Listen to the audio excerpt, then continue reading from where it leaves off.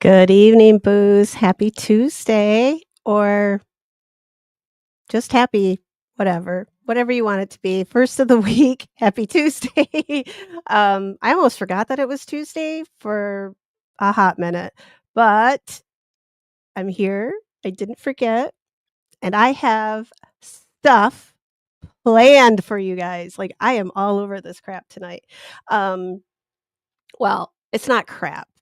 I'm not all over crap, but I do have some fun stuff to share. First, we're going to talk about a haunted painting because I had to bring some spooky into it tonight, right? Because what else would it be without a little bit of ghosties, right? And then, since I think it's been a couple weeks now that we were talking about and I know Darlene, I see you in chat, and I know Darlene probably remembers this. We were talking about Dollhouse Graves, and I found not 1, not 2, but 4. I found 4 of these things. So, the one I was thinking about, and I'm pretty sure the one that Darlene was thinking about, is not the one that Tiff found when she was doing her little Google magic, that night on stream. So, I found these 4. And yeah, there are a few of them. So there's 4 of them that I found in total.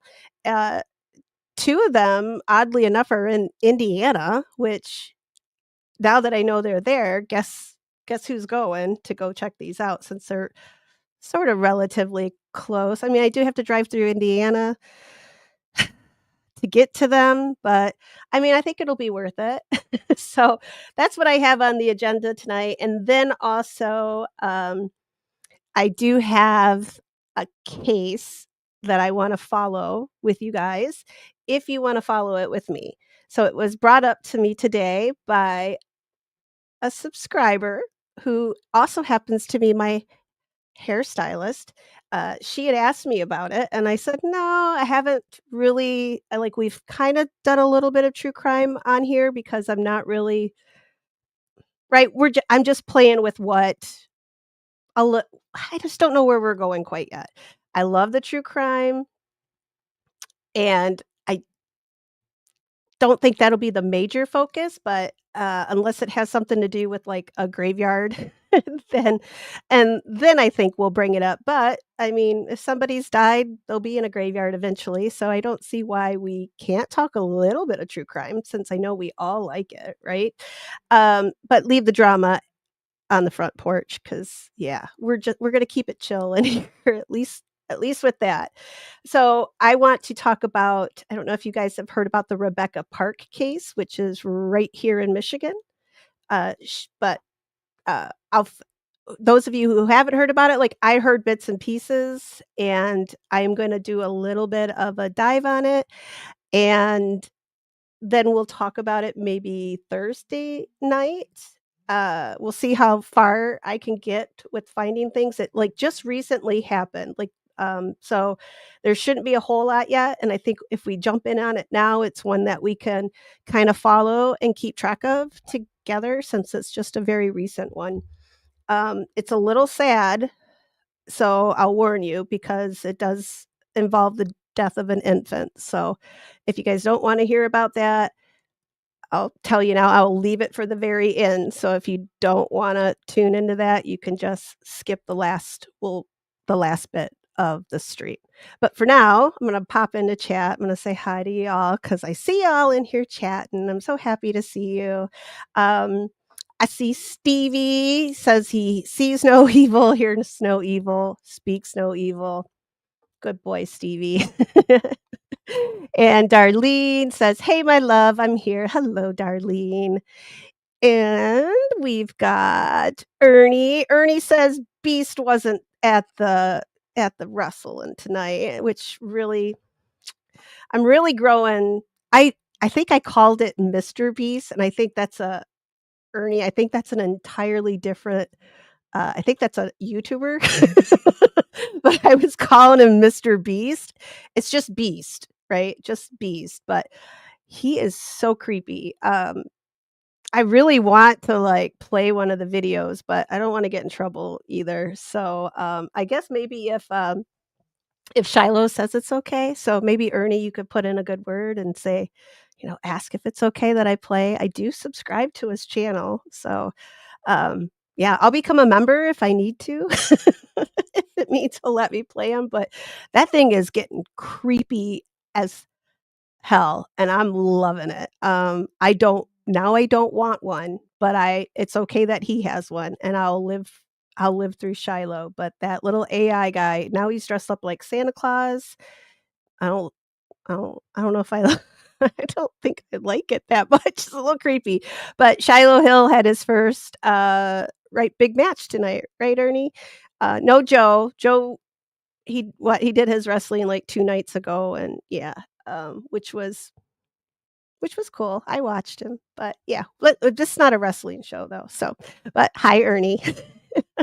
And Darlene, says, "Oh, let me know." Oh gosh, you guys gotta see these dollhouses.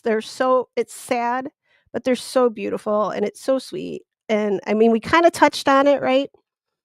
Just a little bit, like, I think right at the end of the stream, and I've had it like, I found the stuff right after the stream almost. I went and looked it up because I wanted to first like, the name didn't sound quite right, and I'm like, "There can't be 2." And then I was like, "Oh, well, shit, there are 2, right?" So and then I found another one down the road in Indiana from this other one, and then I found one in Tennessee. So, I'm gonna keep looking, but I also now this one I can't show you tonight because I do have to do a little bit more, I guess, investigating on it, and I keep calling them. I'm just gonna say I'm gonna dig on it because I mean, we do talk a lot about graveyards, so I guess I should be digging stuff, right? So, but it's actually a dollhouse headstone, which is absolutely beautiful, but I think I'll probably throw that in Thursday night. So we'll talk true crime maybe Thursday night and then talk that dollhouse. So that's gonna be Thursday, unless I don't know, unless something happens, like get run over or a meteorite comes out of the sky and I can't stream, but I should be here. Um, and hello, Rubicon. Oh, my sweet Ruby's here. Gosh, Rubicon kept me up the other night till the wee hours, but it was fun. I enjoy getting to talk with everybody. Sometimes I get a little isolated out here, like, I might as well live, like, up in the tundra. I know I joke about, like, Michigan being the frozen tundra, but all I have is a 16-year-old for conversation. You get go talk to a 16-year-old and see a 16-year-old boy, and see how stimulating the conversation is, because it's not. Alright, and Clips is here. Hello, Clips. Clips says, "I'm here, but I'm about to go running for a few miles. I'll listen, booze." Alright, well, you run, I'll talk. How about that? I did my bike earlier, but I did it in the house because yeah, there's snow. I can't ride a bike or really walk in it, but, um, so you go do your running, and I'll talk you through it.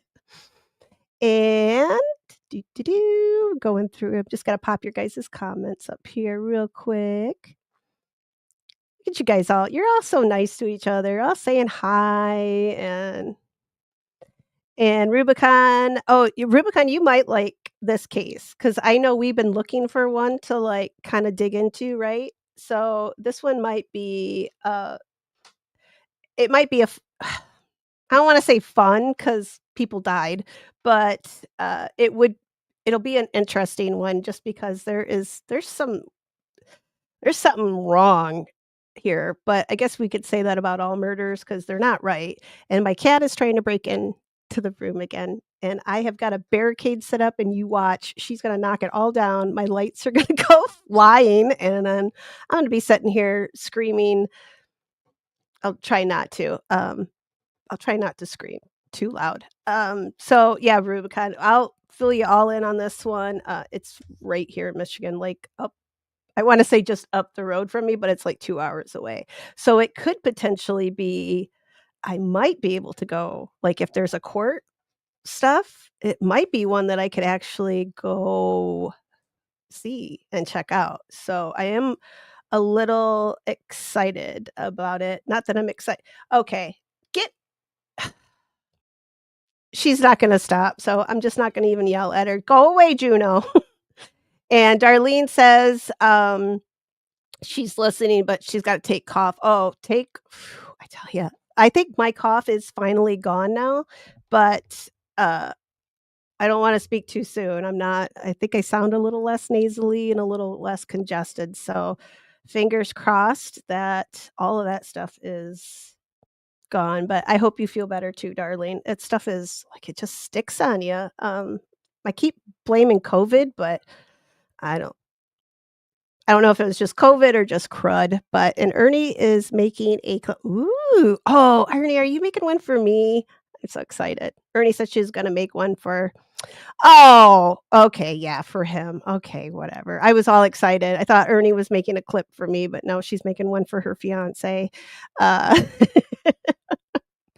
And Darlene says, "Wish I could have done that for my daughter, but it's military, so can't." Yeah, they do have a lot of restrictions when like, for military burials and, ugh, at s especially, like, if it's right, like, and if it is a national cemetery, they're sticklers, and everything's gotta look the same, essentially, right? Um, and Darlene says, "Yeah, I dig. I'm gonna dig. I'm gonna stick to the dig. It's something I gotta keep pushing in my brain so I can start getting this stuff, like, how and then I'll change my mind and I won't like it anymore, so Rubicon says, "Tomb side note, but your hair looks amazing tonight." Oh, thank you. I just had it done. I got it all cut and well, trimmed up and washed and conditioned like, a deep condition done on it, so I'm feeling pretty I'm feeling pretty good. I always do after, my stylist does my hair. She is amazing, and then the next day comes, and I'm like, "What happened?" Because it doesn't look as good, but thank you, Rubicon. And Darlene says, "You can always call me." Thank you, Darlene. You're a sweetheart. And Rubicon says, "LOL, guilty as charged on the talking thing." Yeah, Rubicon would not let me off the phone. I was like, "I'm sleepy," and sh no, we it was fine. No, I wasn't really. I was just as talkative as her because, like I said, I don't like sometimes you just gotta have human interaction. And it's just so nice to be able to like, I see right, like, we all chat in Discord, and we see each other in chats, right? Like in OBs and other places, and but to, like, actually talk, there's just so many things you can get across better when it's voice to voice and you can hear each other, and it's nice. So, yeah, it's good. It was fun talking to Ruby. So and Darlene knows she raised 2 oh, boys. Uh, I almost wish I had 2, then maybe I would have, like, 1 intelligent conversation because at least maybe one of them would talk, but it probably doesn't work that way, right? Like, 2 boys is probably 2 that will ignore you instead of just 1. Um Yeah, they're fun. Oh, I okay, I'm not gonna say this out loud, but I will put it up. I'll put it up on the screen just for a second. Some of them do turn out to be a little bit like that, right? And Darlene, oh gosh. Oh, Darlene, get some, Mucinex D. That stuff is I mean, it makes you feel a little loopy, but damn, it's good. And Ernie's almost done with her clip. Oh, and she's gonna make one for me too. Well, you do your boyfriends first, and then you come on yeah. And Darlene, yeah, with the national cemeteries, you can't have anything permanent, everything's gotta be uniform, right? Yeah. I just learned, speaking of national cemeteries, but they do have a webcam, like the Earth Cam. They have one at Arlington National Cemetery that is on the Tomb of the Unknown Soldier, and I never knew that there was, like a 24-hour webcam there, so that might be something interesting for I mean, I don't know how much you're gonna watch. I don't think you would just sit there watching, like, all day, but, like, maybe I'll pull it up. We could just watch but I guess nothing's gonna happen at night, so I guess it would have to be something we do for, like, a daytime stream or something if I do those, but nighttime is a little better for me, but you never know what happens in the future, so and hello, haircut. It's good to see you, and she says, "Better late than never. Hi, beautiful people. Love all around." Well, love to you too, haircut, and Rubicon says, "Darlene, my mom gets bronchitis and takes forever for her to get better. Hope you feel better soon." Well, we all hope she gets better soon, because man, that bronchitis. Ugh. Um, oh, and then Darlene says she forgot to count the husband. Um, I mean, he's not a 16-year-old, but he probably right? It does he probably acts like a 16-year-old once in a while, right? Yeah, I know. Just glad I gotta deal with one all the time. Um, Even my male cats just don't oh gosh. They yeah. Darlene, does, Delsum make you giggly? Ask haircuts. And I don't know, Mucinex D makes me, like, I tell you, I just yeah, it makes me feel really loopy, but I would rather have my medicinal gummies than to do that, like, Sudafed and that stuff is, like I don't know, I guess I couldn't is that's the stuff they put in me to make meth, right? Like, so I'm pretty sure I'm never gonna get hooked on meth because I don't like that feeling, so but I say that, who knows? And also I like having teeth too because that's kind of important to me, but yeah. And alright, let's see, pop down here. Ernie says Mitty made a post too. Ooh, I'll have to check out X after this. I had a bunch to do today, so I did not get to play on X because I was gonna check out the Yahtzee drama on X, but, yeah, I'm not gonna say the N word, but the Yahtzees that apparently are taking over another continent. Yeah, I wanted to see how that was panning out, so, uh, but I'll check it later tonight. I don't think anything did though, I didn't hear anything, but, yeah, I gotta oh, oh, so Mitty and Ernie are fangirling over grilling. Oh, wait, what are you grilling? Oh, I'm hungry. Um, Fangirling over Shiloh. He's so cute. He had his tooth in his last video, and I prefer him without it, I have to say. He was so much cuter. I like that look. It's like a hockey player look.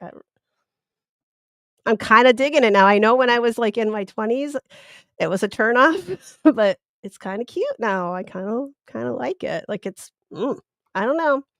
I don't know, Ernie, I might be giving you a run for your money with him. I don't No, you can have I got Joe.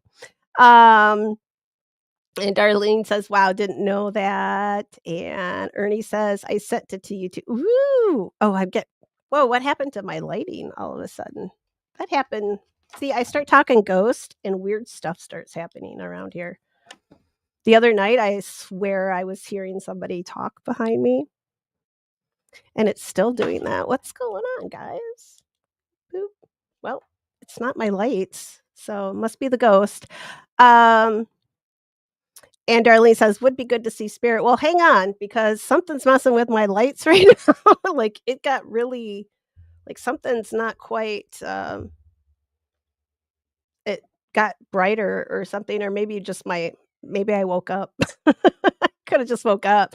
Um, and let's see, yeah, grown men are worse than teenagers. Hello, Don Marie, welcome. No math tonight. I wanna keep my teeth. I like them to be pretty. So yeah, I'm gonna keep them all in my head, so no math, but, and let's see. Do, do, do. Better Than Us. And Haircut says, "Wait, but we like them now because they hate the Russians." Does anybody like the Russians? I don't even know if most of the Russians like the Russians, but I I don't get into world politics anymore. I gave up on it. It's ridiculous, right? It's just too much for me. And Darlene says, "Yeah, hockey's fun." Hockey players too, right? Like, yeah, I mm. And Haircut says, "Wait, but we like Yahtzee," because they um, I don't know. No, I don't think we like the Nazis. We don't like them. So, it's a whole thing, haircuts. We'll have to I don't wanna some other we'll have to, probably I think OB kinda went into it the other night. I thought she did. Anyway, it seems like she talked about it, but, yeah, it's, I tell you what, I don't know what's wrong with some people, and Darlene says spirits visiting me. That's what it like, the other night, it felt like somebody was, like I thought I turned around and I went back to check my stream, like, I go back and, like, at the beginning of my stream, I coughed just before the intro started, and I didn't realize I wasn't muted, so, like, I hear this like, it sounded awful. So I went and I clipped that out, and then I went and I put my little ending tag thing in there, right? And then I looking through and I see myself, like, turning around, like, looking like there was somebody behind me, and that was when I had said, like, I thought I heard something, and I've got these on, I can't really hear a whole lot of stuff going on, like, barely can hear my kid over like, he's on this other side of the wall, I can barely hear him, um yeah, like, I it's weird, like, I don't know what it is, I start talking about ghost, and I guess they start, like, wanting to, like, come out and say hi, but, and Haircut says, "You have a legions of spirits attached to you too." They're all my family. I'm pretty sure 90% of the well, and then one ex-boyfriend that still follows me that I am 100% sure he has followed me around, and I don't like it. He needs to go wherever he needs to go, but it's not with me. It didn't work out when we were on this planet together. It's not gonna work out in the spirit realm either, so he needs to just go, but yeah, he's kind of been around, but, um, Marie says, "You woke up like this? Like, looking like this?" No, I had to go to my stylist to look like this because she's the only one that can do this. Um, and Rubicon says, "Yes, please, hockey players." Oh god, I tell you, I don't know what's wrong. Hockey players, firefighter I could make a list. Like, I can't choose. And Darlene says, "Feels like a chat." Well, I told you guys my ghost story, like, who one of the ones that lives here or is in residence here. I don't know how, yeah, he's in residence here. Um, that's Sigmund, and he was a child when he died, so I think he's still here, but he's been really quiet. Um, so, yeah, I'm pretty sure he is still around though, but yeah, so it wouldn't shock me. Like, I think maybe only like, the kids will see him because, like I said, my son has seen him, my nephew has seen him. I'd be kinda curious since I do have a nephew that's autistic, I kinda wonder, like, would he see him? Since, uh, they have different, senses, right? Like, they just on a whole different level than us, and then I'm always kinda I would just love to know if, like, he sees something else around here, like, that we don't see necessarily because 'cause we're not open to that. Um and Dawn Marie says, "Oh, no, not weird stalkers." No, I just had the one. I think they're gone now, hopefully, but you never know. Sassy did assure me that I will get more stalkers someday and not to be sad, so I'll try not to be sad. I'll wait for that Mr. Right stalker to come along. I'm sure he will, or she. I don't wanna yeah. Uh it says Darlene says you need to do a cord cutting banish. Ooh. Well, you'll have to explain that one to me. Um, oh, for X? To keep me off Twitter? That's where the demons are, I'm telling you. It's scary over there, but I like it. I like it's so interesting because, like, I can just close that app and leave, right? Like, I don't have to go back for, like, days, a week. I was gone for, like, a couple of months, and then I go back and I'm like, "Oh, same shit," but just somebody else spinning it now. So but it's been fun. And hello, Angie. Hi. And yes, one ghost story tonight. And well, actually, wait, no. One of these little doll houses is supposed to be haunted. So maybe I have two. Might have two. Maybe. Maybe she's here now because she knows I'm gonna talk my cat isn't so she is gonna be so grounded when I get done tonight. I don't know if you guys can hear her, but she is being very I don't know what she thinks I'm up in here doing, but, Haircut says, "I just wish they would" let me get a little drink. Haircut says, "I just wish they would keep burglars away." The stalkers or my cat or the ghost? I don't know.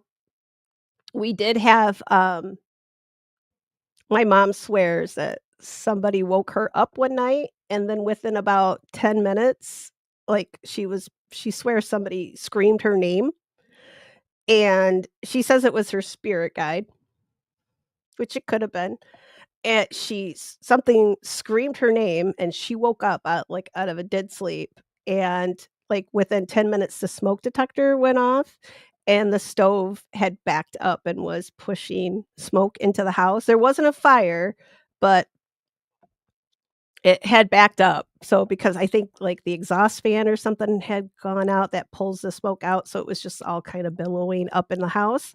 So it wasn't a fire, but it still would have been pretty damn freaky, like, if she probably woulda woke up to the right, to the smoke detector and not to the whoever it was that woke her up, but yeah, she's pretty sure that it happened, and, like, that was pretty crazy. So, yeah. And Darlene says, autistic are more closer to the realm. I believe that. I think they get to see, I have a friend who's like she's very low on this scale, but she seems to like I mean, she believes in so much, and she's seen things that are it's amazing. Like, I wish I could see what she does, and I think it's just crazy. It's so amazing. Wish I could, I'd like to, like, see if they've done studies or anything like that. I've read similar studies, like, on how, like, with wild horses and autistic children, which I found very, like, just it was very interesting because I never would think that you could correlate, like, wild horses and autistic children, but to calm a wild animal is very similar to, like, how I guess, like, when, an autistic child is having, like, a meltdown, it's very similar, I guess, in to, like, when wild horses are being corralled and pulled in, like, it's just this and they found a way the same way that they, put horses, like, in a squeeze chute, and as soon as they're squeezed, they stop thrashing. Like, as soon as that right? Like, they're in that squeeze chute, it's pressing in on them, and they just stop. And they tried this with some autistic children, like, they had this little machine that they could go in when they were feeling anxious and having anxiety, and it's the same concept of the squeeze chute. It wasn't a squeeze chute. It wasn't for livestock, but yeah, so they were in it's this, like, hugging machine, and the kids, when they were getting really anxious or anxiety, they would go in there on their own, and they would, like, get a squeeze from this machine, this hugging machine, and it was so cool. It was just the coolest and, like, I think I did a report on it for something 'cause I just thought it was very interesting, and that has stuck with me for so long. Um, yeah, I don't even know how I got off on that, but I probably do need to get going on one of our at least one of our stories tonight so I can keep you guys entertained. And did I, and Haircut says, "Hi, mom. I'm glad you made it." I think my mom's always here. She's definitely, like, always here. She's probably glad that I cleaned the house yesterday because, yeah, there was boot prints all over the floor from us tracking in all kinds of stuff from outside from the snow, and I was just like, you get to the point after, like, 5, 6 days of mopping the floor every single day, like, you're just like, "You know what? Screw it. I'm just not mopping the floor the rest of the winter. I don't care how dirty it gets. I'm just not mopping this crap anymore." But I gave up and I did it, and now it looks beautiful and pristine in in the big room, and yeah, now I'm like, "Oh," I think my mom's happy because yeah, that was one thing, even when she was just in her wheelchair all the time, she could still get around with her little Swiffer and clean the floor and sweep it, so I'm pretty sure she's happy that, I got a little unlazy yesterday and did that, and then, well, I gotta put the big tree up. I got the itty bitty little Christmas tree up right now, cause, but it looks so sad and desperate. I have to go get the big one out of the basement 'cause, yeah, like I said, it looks really sad and desperate, so I should take a picture and show you guys. Um, we do have one of our subscribers, he has his own channel. He has a goth Christmas tree, and I love it. It's a black Christmas tree, and I'm guess who's getting one next year? Uh, I don't yeah, I'm getting one. I want one. Um, I think it would be really cool, or maybe like a green one with black snow on it. Yeah, I think I like that too. Maybe he'll come in tonight and uh we could get a link drop for him if you guys wanna go see his goth Christmas tree. It's really pretty. It's really cool. Um, oh, did I see Erica? Where are you, Erica? Hello, Erica. Sorry, I didn't wanna pop over the top of you there. I'm just gonna scroll down here a little bit unless you guys have something. Let me see. Haircut says, "My husband is Asperger's type. His he whispers animals like nobody else I've" um that too is, like, something that fascinates me, like, with the Asperger's when they're so good with animals. Like, it's crazy, like, how, like, horses, like, for the therapy for kids with all sorts of disabilities and, they have the therapy horses. It's like, those horses know too, like, even well, not all my horses. Some of my horses are very dumb, but my good boy, my Loki, as soon as like, if my nephew were to sit on him, he would know instantly, like, that he's not to mess around. He'll mess around with me because he knows, right? Like, he knows how far he can push me, and he knows what he can do, right? But he gets a kid up there, and it's like he does not like, he starts to walk real slow because he is kinda lazy anyway, but it'll just the way he walks, you can tell that he knows that this kid's on him, and these horses at these therapy places, I mean, they're there for a reason. These horses are there because they are meant to be therapy horses, like, that's why they're there, and I love it, like, um I've been wanting to do that for so long. None of my horses are therapy horses. They're all batshit crazy except for Loki and, the other 2, my thoroughbred and my, Morgan, they are mares, so they are not, they kick at me, and I can't imagine having them around kids, so but someday, I think it would be really rewarding to have, like, horse therapy for all kinds of kids. I know they do so well, and they love it, and the horses respond very well to it too.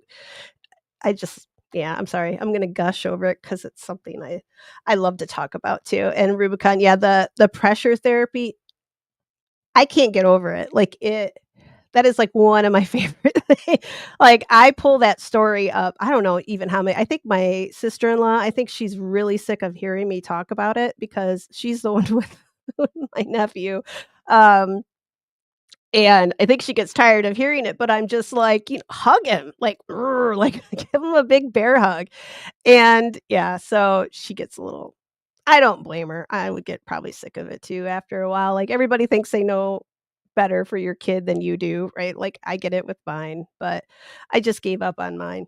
I mean, he's 16 now. If he can't make it out of this if this was 1900, he'd already had a job for, like, 5 years, so he can survive on his own. Now he knows how to make a frozen pizza.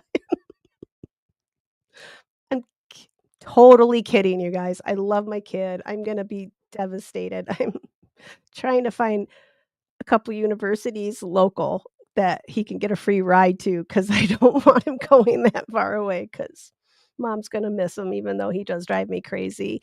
Um, and Darlene, yeah, they match their heartbeat to their, horses are it's crazy. Like, I could go we well, I could do a whole episode maybe I will. Maybe we'll do just, like, a whole horse episode one day, cause yeah, with the therapy horses, and I could find that video, like, with the pressure therapy, like, it's fascinating. I don't know what that has to do with anything on my channel, but it's interesting, and I know horses, so I guess we could do that, right? I'd love to do it.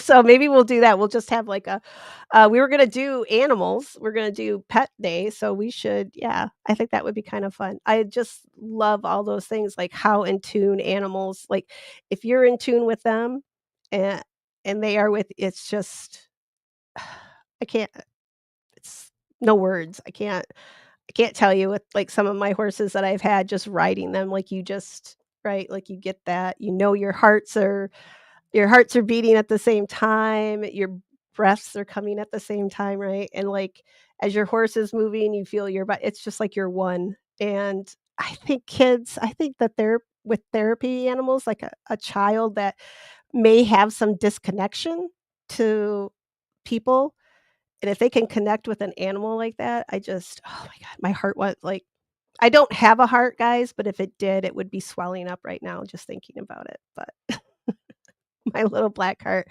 Um, and Dawn Marie says, "2026 is the year of the horse. Woohoo! Let's saddle up. Let's ride." Is it the year of the horse? Oh, that's great. I don't know what I am. I think I'm an ox or not a very I didn't get a attractive animal. I would have loved to have been a horse though. But sadly, I think I'm a cow or something, which don't call me that. I'll get Clip says a weighted blanket does the same. I think so, right? Like that's the concept of it, like for anxiety. And I had one. I did not like it.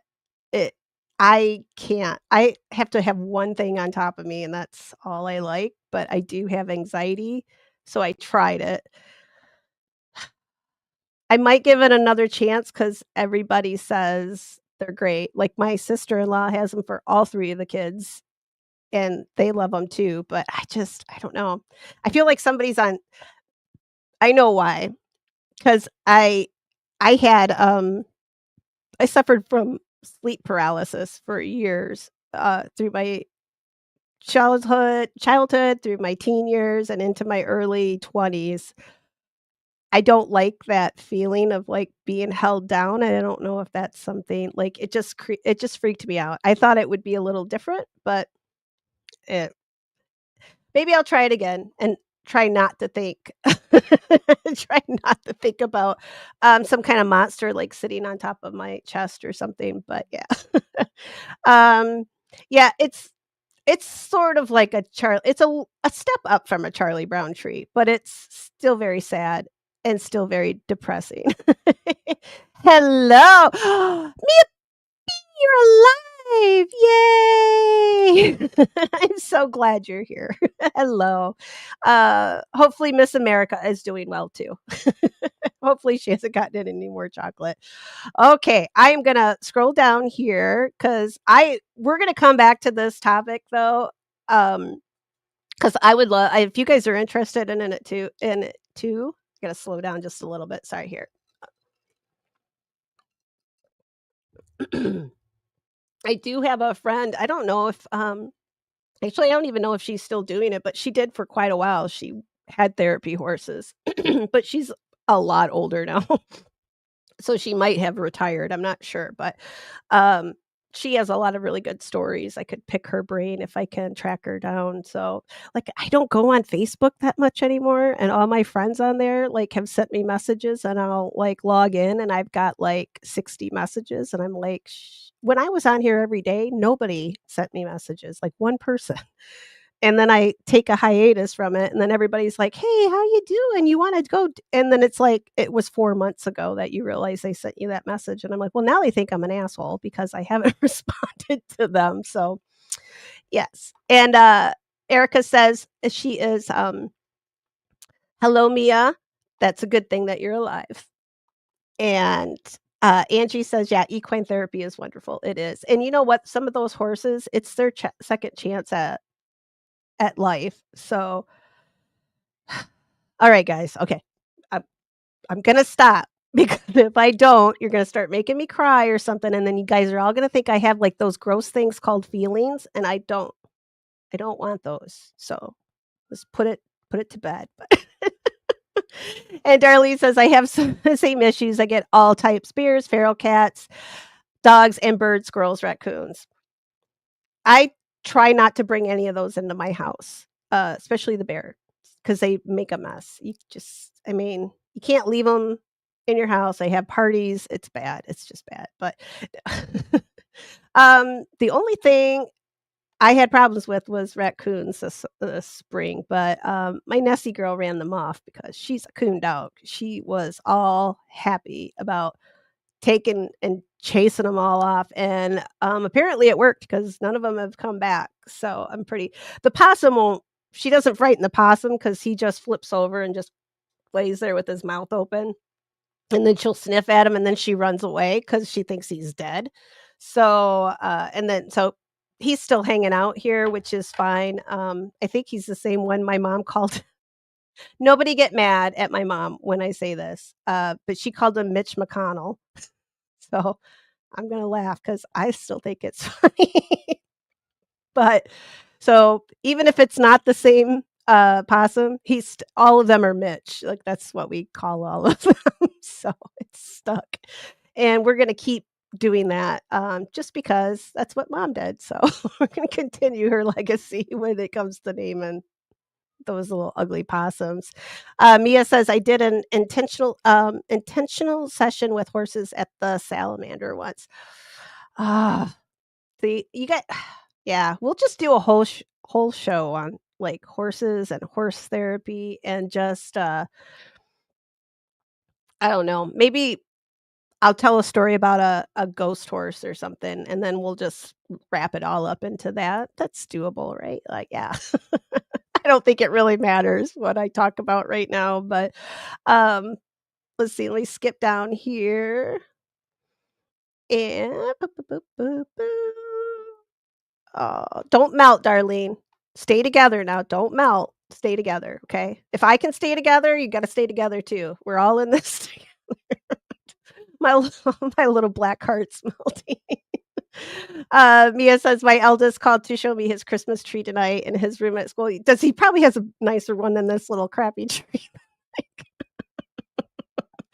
Oh my gosh, it's so sad, but that's kinda cute. Oh, did you cry though? Oh, his first Christmas tree away from oh, mom. Here, I don't know where my tissue is, but I'm sorry. I see I'm trying to get mine to stay close to home, so, trying to find all the schools with free rides so that he can just be an hour. So I'm even letting him go I would let him go to a university that I don't even like, everybody that goes there, I don't like any of them, and I make fun of them.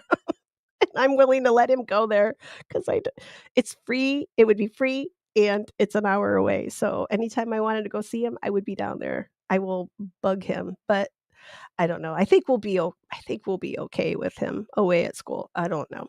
Erica says, "I don't know if I'd have survived losing mom and my little sister if I hadn't had horses." I wouldn't have survived without any of my critters between, I I think if I when my mom passed away, if I hadn't taken her horses on, I and her and her the animals that sh pets that she left behind, it woulda so now I'm struggling because as they've gotten older and they're passing away, it's it has not been easy. I gotta tell you guys that. It is yeah, oh, wait, did Ernie have a oh, hi, Ernie, great comment. Where is she? Did Did I miss your comment, Ernie? I'm sorry. Um, Darlene says, "What do I have? What do I have?" Toombs, you have one. Oh, is there one behind me right now? Is it my mom? It's probably my mom. She'd probably do it because was haircut. Was it you and I talking about who were we were talking about our moms last time, and I think my mom I think she got a little angry with me. Um, Darlene says she's a rat, and haircut says she's a rooster, and she's a dog. And Erica, you're the only rat I like. Mia's a tiger. Erica's a rabbit.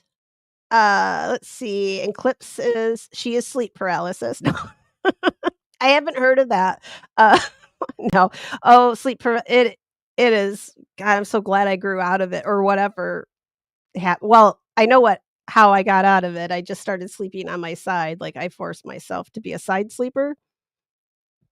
And I've never had, like, I'll wake up if I fall asleep on my back. Like, I will wake up and roll over. Like, that's how insane I am about it. Like, cause I ugh.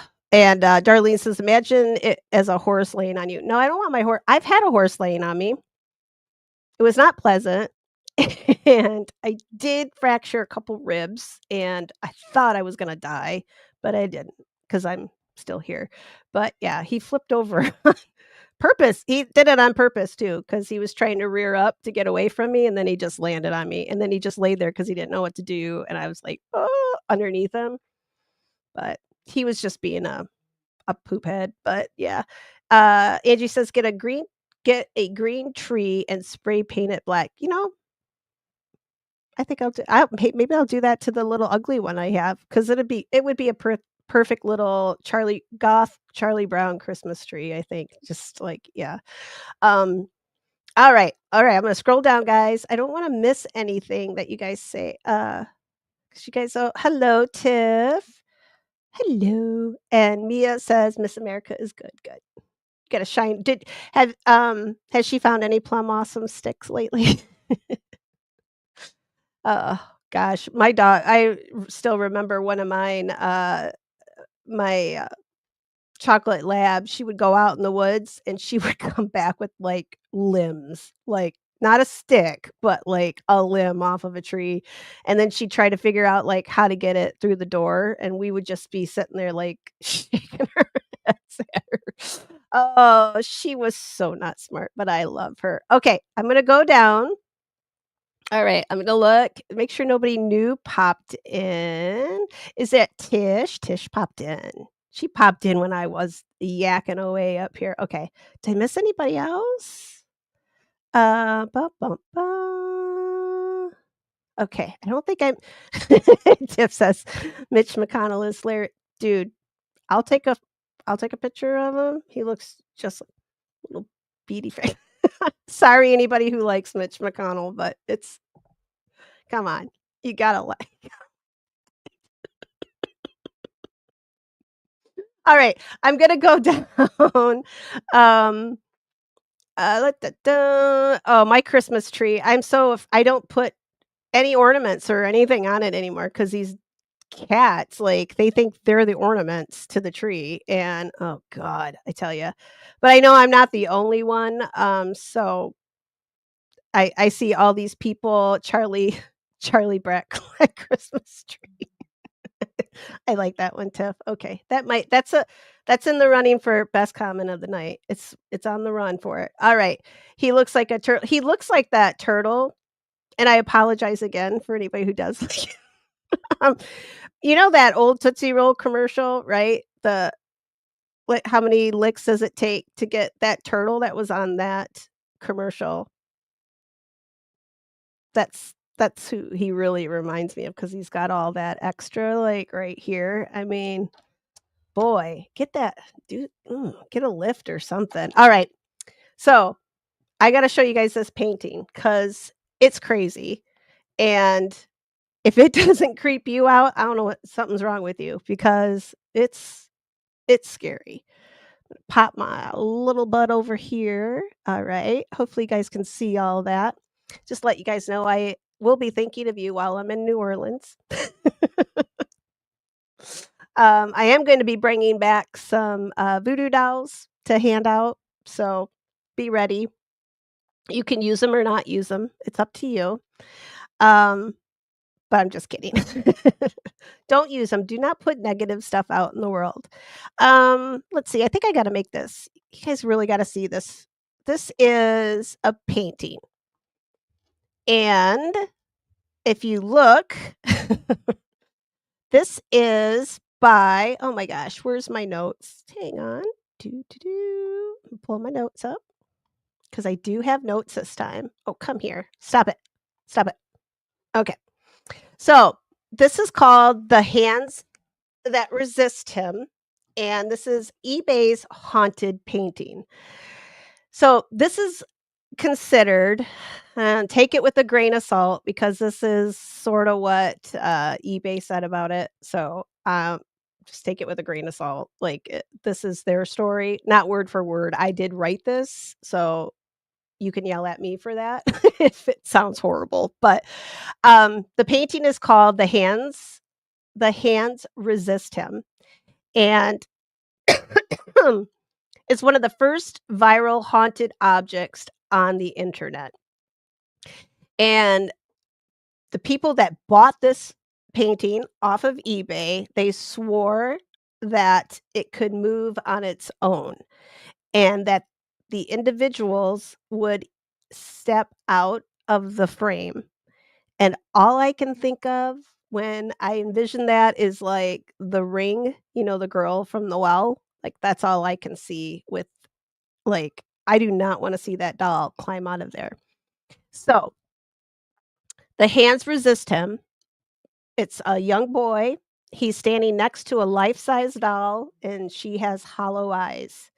And behind them, there's a glass door, and behind that door, there's a dozens of dark little hands up against the glass, and you can see them like palms, and some of them are reaching. It's almost like some of them look like they're waiting, like they're trying to pull him in. Like, here's a little closer up view of it. Like, right? Like a couple of them are like reaching out a little bit. Like what? It's bizarre. um, I mean, the doll alone is enough to throw me off. Like I don't like it just because of the doll. But she kind of reminds me of that who's the doll down in Key West? Oh, hello, Sassy. Welcome. Hey, you're just in time for the haunted painting. Um so this was the artist and as a child, and he apparently had this little doll. This was one of his play toys. And it's not, like, there's nothing violent about this, right? There's no blood, there's, like, knives, nothing like that. Like, it's just some creepy ass hands and a creepy ass doll, right? And it looks more like, to me, it kinda looks like it's, I wanna say nightmare, but I read interpretation, yes, thank you, Clips, Robert the Doll. I knew somebody would remember it if I couldn't. Um, the artist is Bill Stoneham, and he painted this back in 1972. And these are his words here. He said, "The boy is him as a child. The doll is a guide between worlds. The glass door is the barrier between the real world and dreams. And the hands are other lives or possibilities trying to reach through." I like that a lot better than the, like, to me, I just see, I don't know, guys. It feels like they're gonna pull you into something else, but this is what the artist said, so we'll believe him. So, originally, this wasn't meant to be a scary painting, it was just a little surrealism, more symbolism, uh, so but once it hit the eBay and yeah, it was 2000. Somebody was scrolling through eBay and this painting was listed. And the listing claimed that the figures move at night. And the seller said the boy would leave the frame, the doll would threaten him. This is crazy. They set up a motion sensor camera and it captured shadow activity.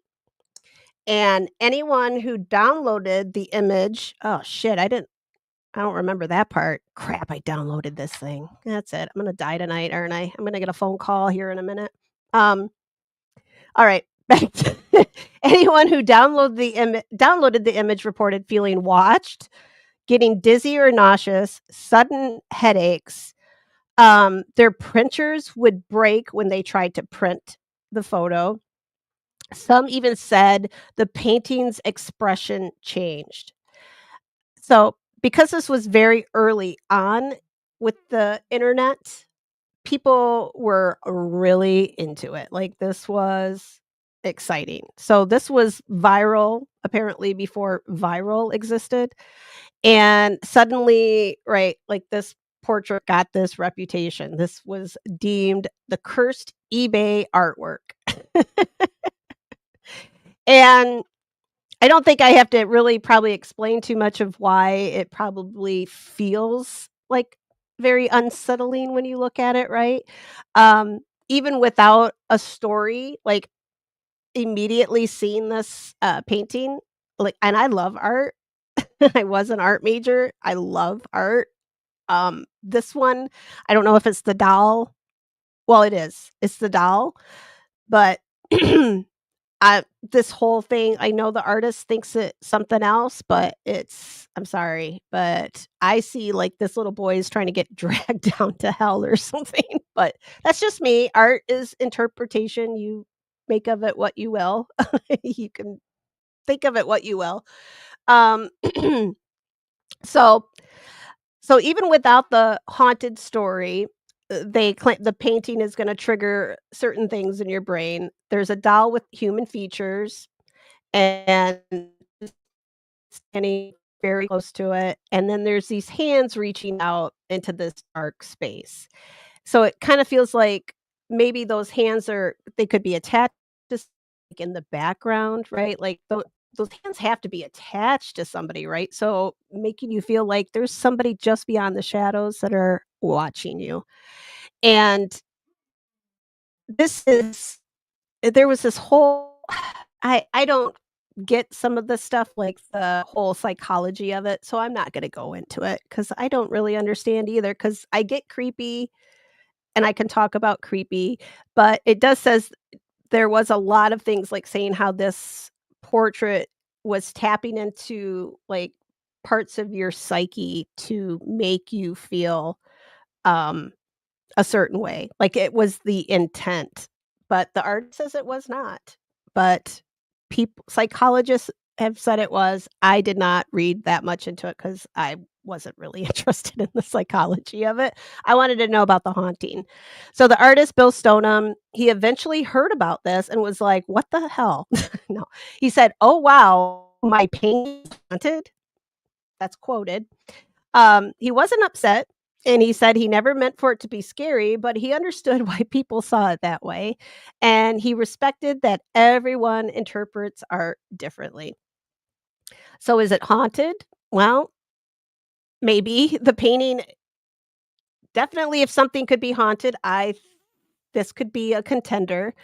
Uh, was the eBay seller maybe a really good storyteller? Maybe they wanted to get a little extra money for the painting, or was it maybe a little combination of both? Maybe they were seeing things in the house and attributed it to the painting, right? And then you get this whole thing going in your mind like, "Oh my god, it's haunted," and maybe they had a dream where they saw the little boy walk out of the portrait, but did he really walk out of the portrait? So, those are things like what's what's reality, what's fiction, and it's so crazy because it is about right, the painting is about the separation between the real world and the dream world. So, it makes a whole lot of sense, and I too think maybe the artist, paid somebody to, Um, maybe kinda pump that up a little bit so that they could make some money off the artwork. I don't know. I'm just kidding. I don't know. But anyway, this is The Hands Resist Him. This became one of the very first great internet ghost stories, and it is a huge piece of modern folklore. I would even go so far I saw somebody I'll get to your guys's questions here in just a second, that, maybe a little bit of an urban legend, and so was the haunting created by the art or wait, the haunting created by the art, or was there already a haunting taking place that maybe the art kinda, like, stirred up, right? Because people brought this into their house thinking maybe, "Oh, look at this, and then, like, something weird happened, and now it's the portrait's fault, right?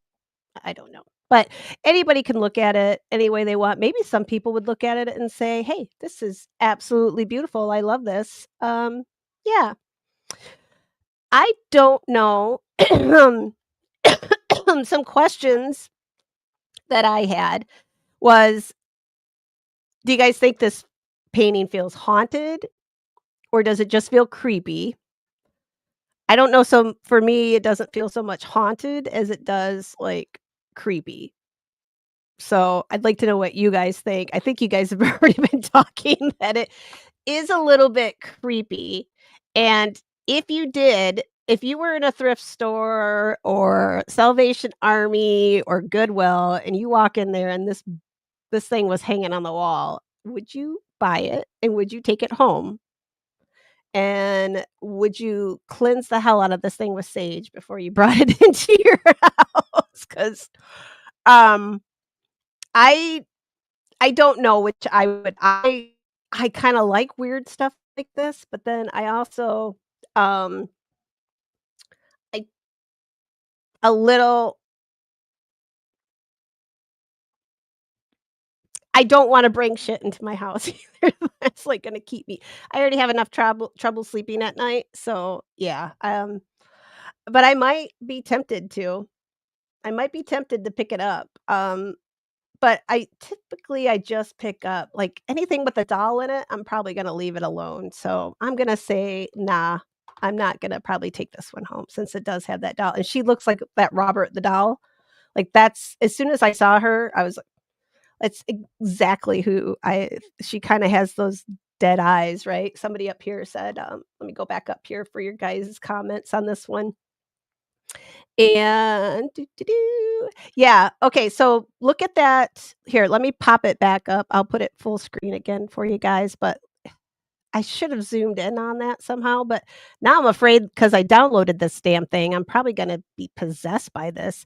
I don't know what this is in her hand, I think it's a homemade bomb. Oh, shit, can I say that word on YouTube? Shit, I might not be able to.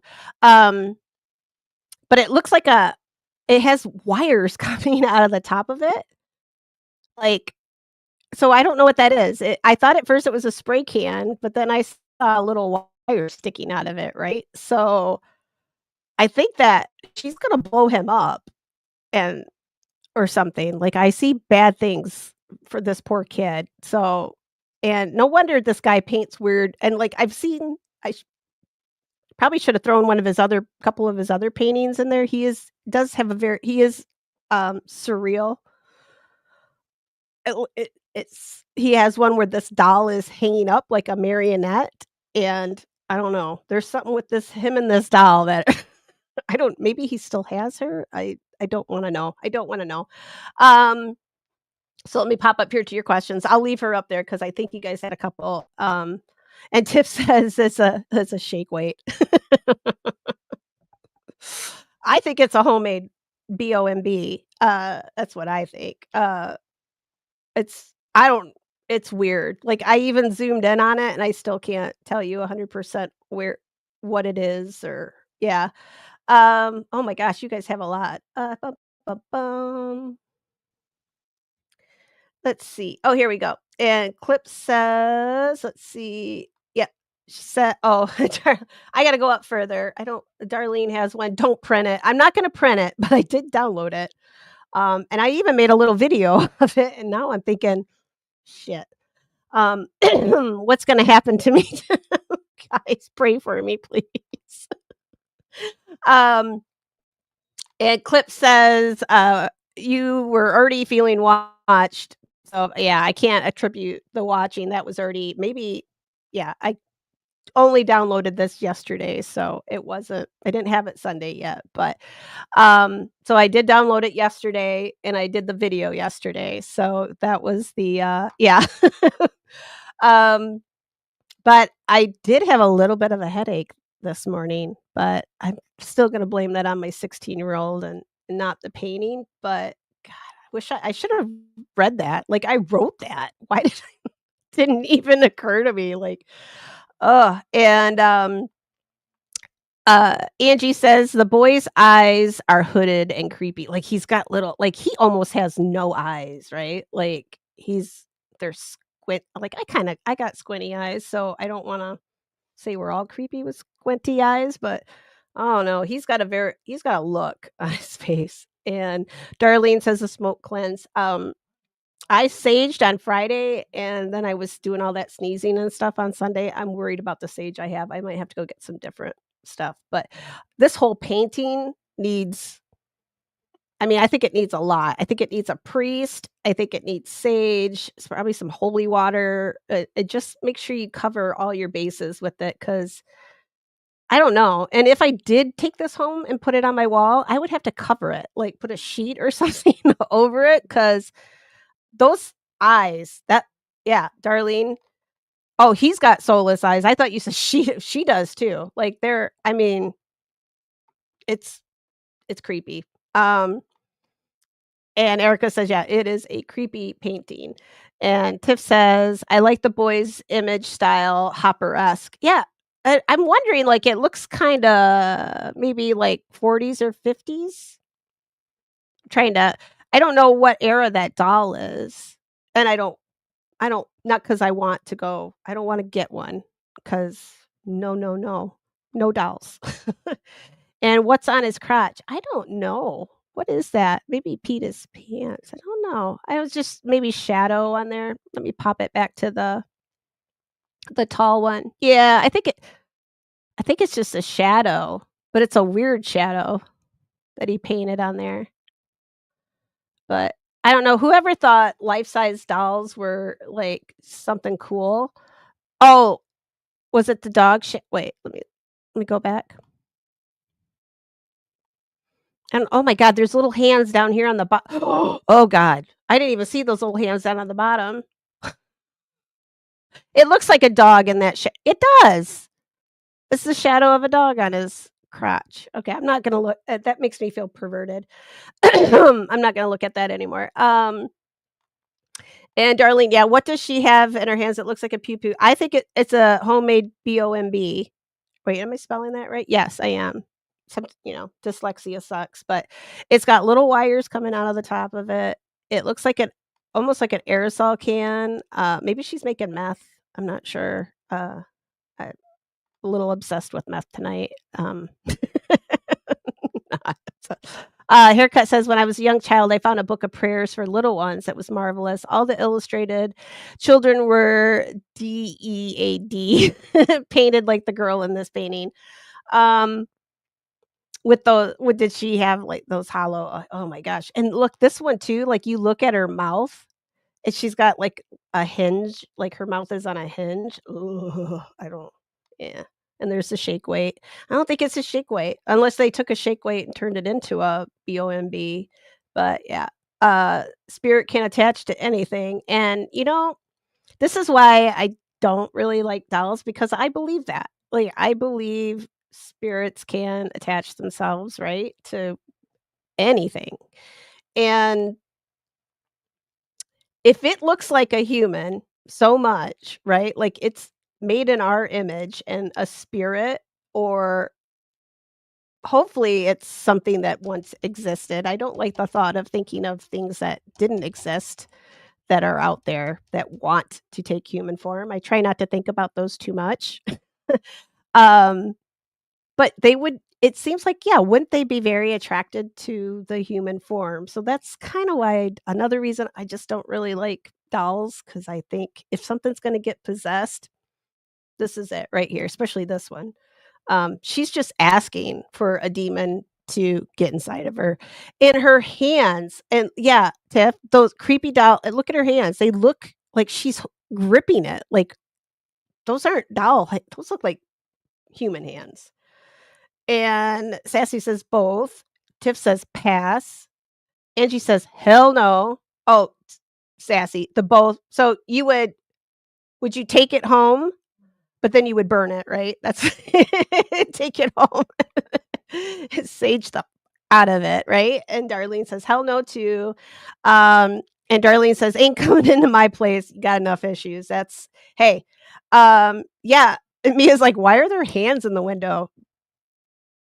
That's my question. Like, but it's supposed to represent the dream world, like pulling him, right? Like pulling him to the other I say the other side, and that makes me think they want him, right? But I don't know. It's just creepy. And then I didn't even see those little hands like down on the very bottom. Those are even, yeah. So, yep, Mia, nope. I think we got a whole lot of nopes. I don't see any of you guys. Oh, wait, clip my Tiff says, or clowns. Yep, no clowns either. Yep, that's where I am. And Clip said she would buy it. You should see my wall of 3D art from my kids' AP portfolio. The weirder, the better. I like weird art. Like, I love it. I've bought, like, street art, like, you go, like I'm trying to think, like, San Francisco and, like, they have the artists that are just out there, like, drawing stuff or painting stuff, like, right there on the street, like and it's always, like, bizarre stuff, right? And I've bought plenty of that stuff, but I've watched them paint it, so I know it's not haunted yet. But this thing, it's already got a reputation, but I don't know, guys. If you ever catch me in the act, or if I say, "Hey, guys, look what I just bought," please just unsubscribe from me. J- Get out of my Discord because I've lost my shit, or I've been possessed. it's probably been possessed, but yeah. Darlene says, "Spirit trying to bring him into another realm." That's kinda how I'm feeling, like, it looks like they're trying to get him over there, but, Tiff says, "Chrome telephone receive." Oh, Tiff? Ding, ding, ding, ding. I think you're right. Those could be the wires from the receiver, right? I think you're right. And Darlene says, "Erase it." I'm gonna erase it as soon as this episode's over. I'm getting rid of that video, I think, to recycle, delete, because it's soulless. And I have Palo Santo. I just bought some, like, just got here on Friday. Yeah, and I'm like, did she come with eyeballs or did they fall out or did he take them out? Like, I'm starting to question this artist, but I mean, artists are a little, sometimes they can be a little eccentric, right? But cool, most of them. Darlene puts it in the 30s to 50s. Yeah, I'm thinking, like, by the haircut, I'm thinking, like, yeah, like, right in there somewhere. I'm trying to think if my grandma had something like that. I'll have to go look. I really do want her dolls. She's got, like, these 2 really old dolls. I would let them come live with me only because I've known them since I was a child, and I'm pretty sure they're not possessed or anything, but, yeah, uh, only because they were my grandma. Then Tim says, "Nazzy." It's my baby girl. "Hey, where's my kitten?" "Oh, she's sleeping. Shh." And looks like a dog. Yeah, that his crotch shadow. And Erica says dolls are creepy. 100% gr agree. And Darlene, it's messed up. Sorry, guys. Woo! Alright, I need a drink. I'm just drinking lemonade. There's no vodka in it. There should be. And Rubicons, the hands freak me out, not sure why. Yeah, I think if it was just a portrait of this little boy and his toy, like, I think I'd be okay. Like, it's very sweet. it's those damn hands that are just I don't know, guys. It's not cool. Like, what the hell's going on inside that house there, right? Like, who are your house guests that they're like oh, I don't know. I hope you guys like this one. As soon as this little sucker popped up, like, I don't even know what I was looking for. I think I was just looking for haunted stuff, like, cause eBay, right? Like, you can buy haunted dolls. Like, I've talked about that before, like, on another stream, and I wanna do those again because there are even more now. Like, there's some really funny ones that I found, like, one that will she'll wake up in the night and supposedly braid your hair. I don't know how well she braids hair, but I'm willing to try because I if she can French braid really well, she may be an asset, and if she's really good, I'll let her come you guys can borrow her anytime you if you want. Um, and Tiff says they are outside in the painting because the doorbell yep, so they're outside, so these little hands, right, like, they're up on the inside, and yeah, Darlene. My mom firmly believed that we saged anything that would come into the house, like, you sage it. But the I do have so I have the am I saying it right? Is it I wanna say palo, but, eh, give me a thumbs up if I'm saying it. Is it Palo Santos? I might be wrong. I'm not my pronunciation, like, it looks right to my eyes, but it does not come out of my mouth right all the time, so I apologize, guys. And then Darlene says, "Yeah, before you bring it into the house." And Tiff says, "Outsider art," 'cause they's outside. And Darlene says, "It can follow you home." Uh, yeah, I've got oh gosh, guys, there's so many ghost stories we could tell. I could yeah. Maybe I'll do a 9-hour stream one night and we'll just, like, kick it with ghost stories, like, shit, there's so many of 'em. But yeah, be careful when you're leaving places if you go on, like, any, like even the fun like, if you go, like, do like, I recommend these because 'cause they're so much fun, and you can learn a lot of history in a very short period of time, but, like, the ghost tours that you right, like, New Orleans, right?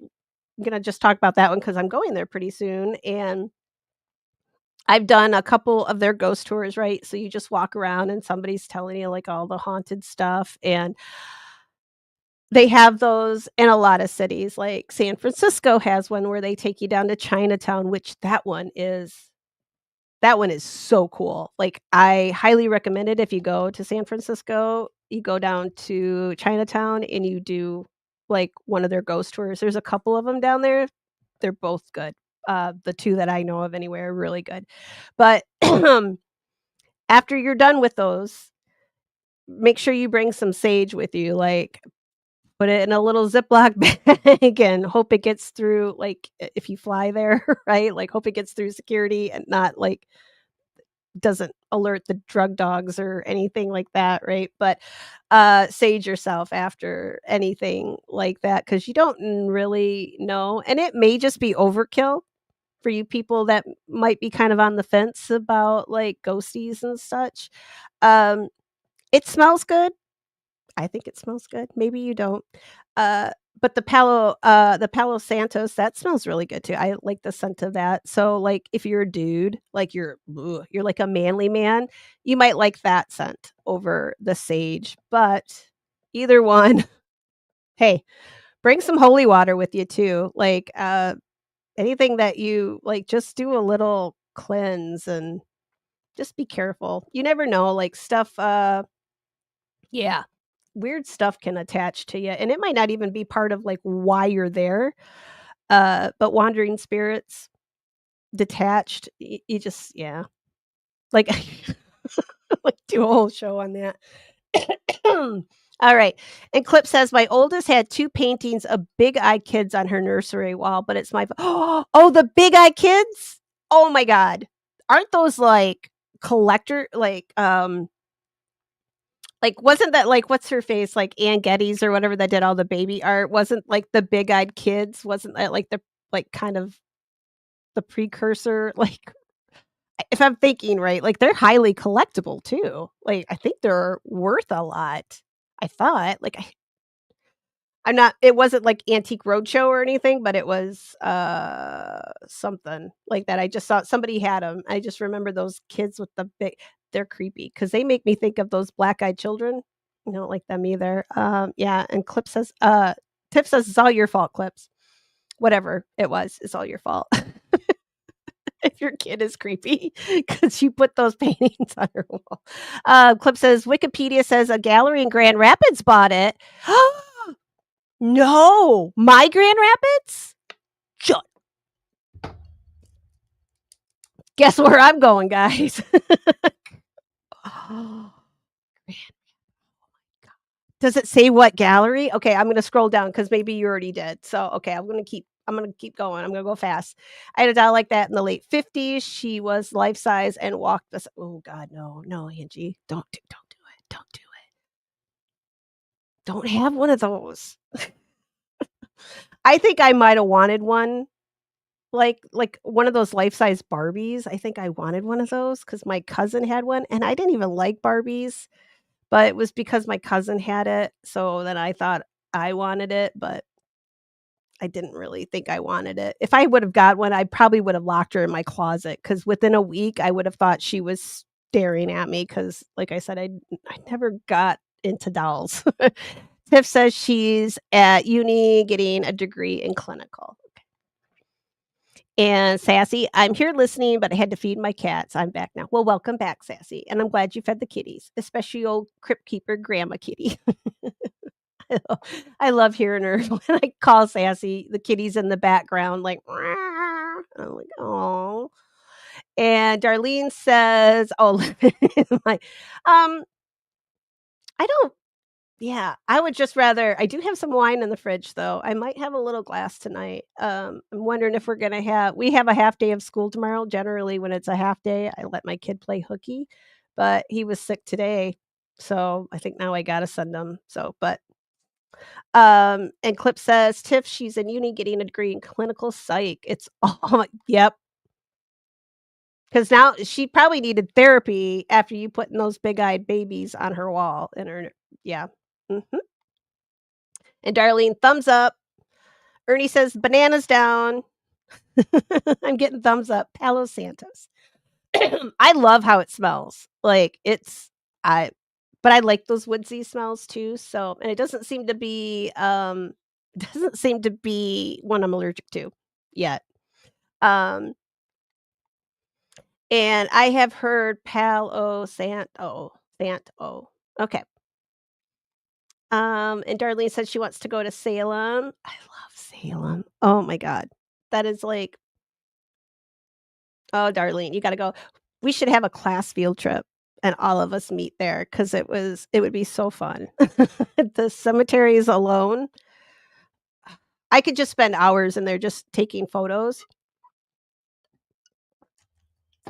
They're so pretty, and my family, like, right, like, I'm walking around taking all the photos, and they're just like, "You've already taken, like, 100 cemetery photos, why do you need any more?" But, yeah, I can't get enough of it.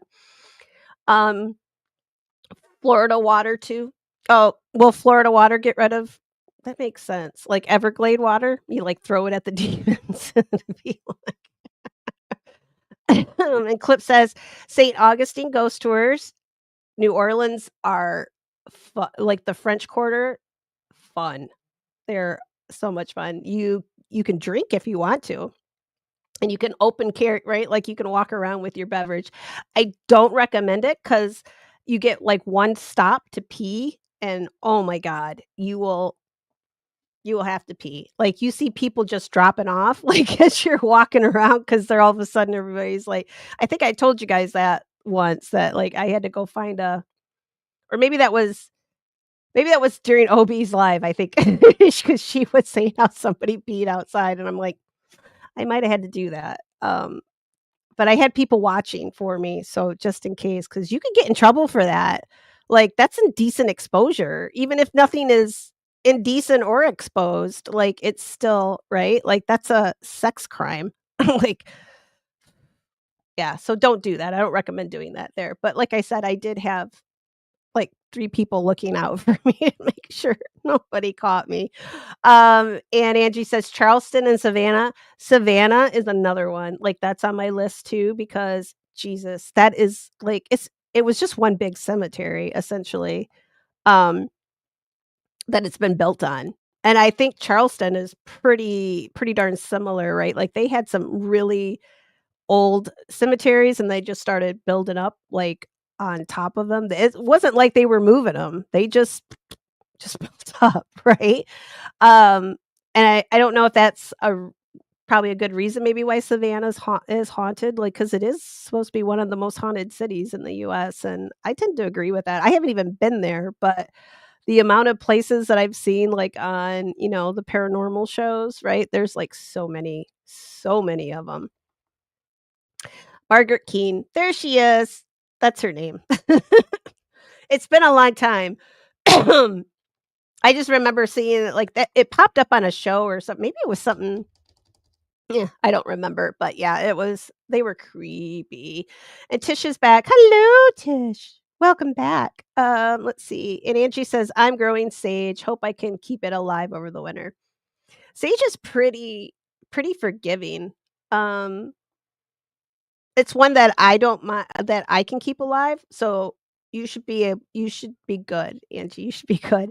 I can keep lemon balm alive too. So if you want to attempt that, it'll keep over the winter. So you don't even have to water it that much, and that stuff stays green like forever. So and Tish says field trip. Yay! Let's do it. Let's go, guys.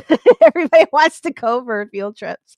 Um, oh, uh, a lot of stuff. Cats, yeah, a lot of stuff irritates their respiratory systems, but, do you want ghost or but my cats don't ever seem to like, I don't do it weekly or anything, like, I do it maybe once I used to do it once monthly, but now I just kinda do it when I feel like there's some bad juju coming around, which I just did it, so and it's probably been, it's been a while, like 6 months. Now I got my black candles burning because 'cause we're covering all the bases with this bad juju that's out there. Let me move past the creepy kid. I gotta show you guys this guy. This is a little I know it's a little creepy, but it's very sweet. Trust me, it's very sweet. This is a little canary. They found buried. He's got his own little coffin, and this is from a coal miner. So you guys I don't know how many of you know this, but, like, coal miners used to take canaries down into the tunnels with them, right? And if the canary died, they needed to get out of there because there was no air. Like, if the canary dies and it's a tiny little thing, right, like, they're gonna die too because there's not gonna be enough air for them either. So, they always had a little canary, like, in a little cage. Well, this one must have really meant something to the miners or a miner in particular, but they he's got his own little coffin, this little brass plate, and, like, you could still see his feathers. Like, I don't think there's much on a bird to really decompose. I mean, it's hollow bones, right? And it's just mostly feathers probably, but, his name was Little Joe, and he was 3 years old when he died, and he was the best coal mining canary in the world. And the fact that he lived to be 3, he probably died of natural causes, I'm gonna say, but I saw this popped up on, like, some thread. I think it was in Reddit, the weird and bizarre stuff that I follow, and I saw this, and it was like you think of, like, these big dirty coal guys, right, like, digging, and here's this little bird that you wouldn't think they would give a crap that much about it, but they did. Somebody loved this little bird, and they gave him a proper funeral and a casket, and I love it. It warmed my little black heart. I could do without having to see the little bird, but, I mean, it's a bird, though, but his name was Little Joe. And, Tish says, "Tombstones, we are cemetery twins." I love me some cemetery well, obviously. It's my name. I know, I don't know what my mom was thinking when she named me Tombstones, but I mean, and Sassy says, "No, the cologne water, Palo Santo, and other scented water to use on your hands, etc." Okay. I just, I know when I'm in New Orleans, I'm gonna get my, holy water refilled because gotta get some of that, but you can make your own too, but, that's something I could bring. We could, do our make our own holy water too. But I like to make sure it gets blessed by a priest. I feel like that's pretty important, so I like, so when I can. And Darlene says, "No, Florida water, you can find or make it or pay $6 for it." So, you'll have to explain that one to me. So, it's not like just water, like, out of the Everglades, I assume then if you're paying for it, right? Like, does it have, like, special properties? Um and Sassy's like, "Yeah, uh-oh." I thought I turned my phone off. I hope you guys didn't hear it. And Savannah, there's a cemetery in the middle of the square. Yeah. That's the one where isn't there like a little girl that's supposed to play? Like they see her playing like in the shadows and there's like I I think that's Savannah's like cuz gosh, what was it? Somebody took a photo and I kind of wanted to like poo poo on it like and go that's not a little girl, but then, like, you really start looking at this photo I'll have to look it up, and maybe I'll bring it, well, we've got a full boat for probably Thursday, but Sunday night, I'll look it up and see if I can find it, but it really looks like, if somebody faked it, it's a really good fake. But at first, I just thought it was like a headstone like, cemetery art, like an angel or something, and it's not an angel, it's, like, see-through, so it's pretty creepy. Um Let's see. And Clip says, "Love Savannah." I know, I wanna oh, it's been on my I don't know why I haven't been there yet. Hello, beautiful C. Smith. I haven't seen you in so long. Hello, welcome. And let's see. Angie says, "Charleston was the major port for importing slaves." Oh my gosh, Charleston. Bad, bad, bad. Oh, goodness. So have you guys got your Grinch Happy Meals yet? 'Cause I did, and I got my socks, and it's got Max on it, 'cause I love Max, he's my favorite.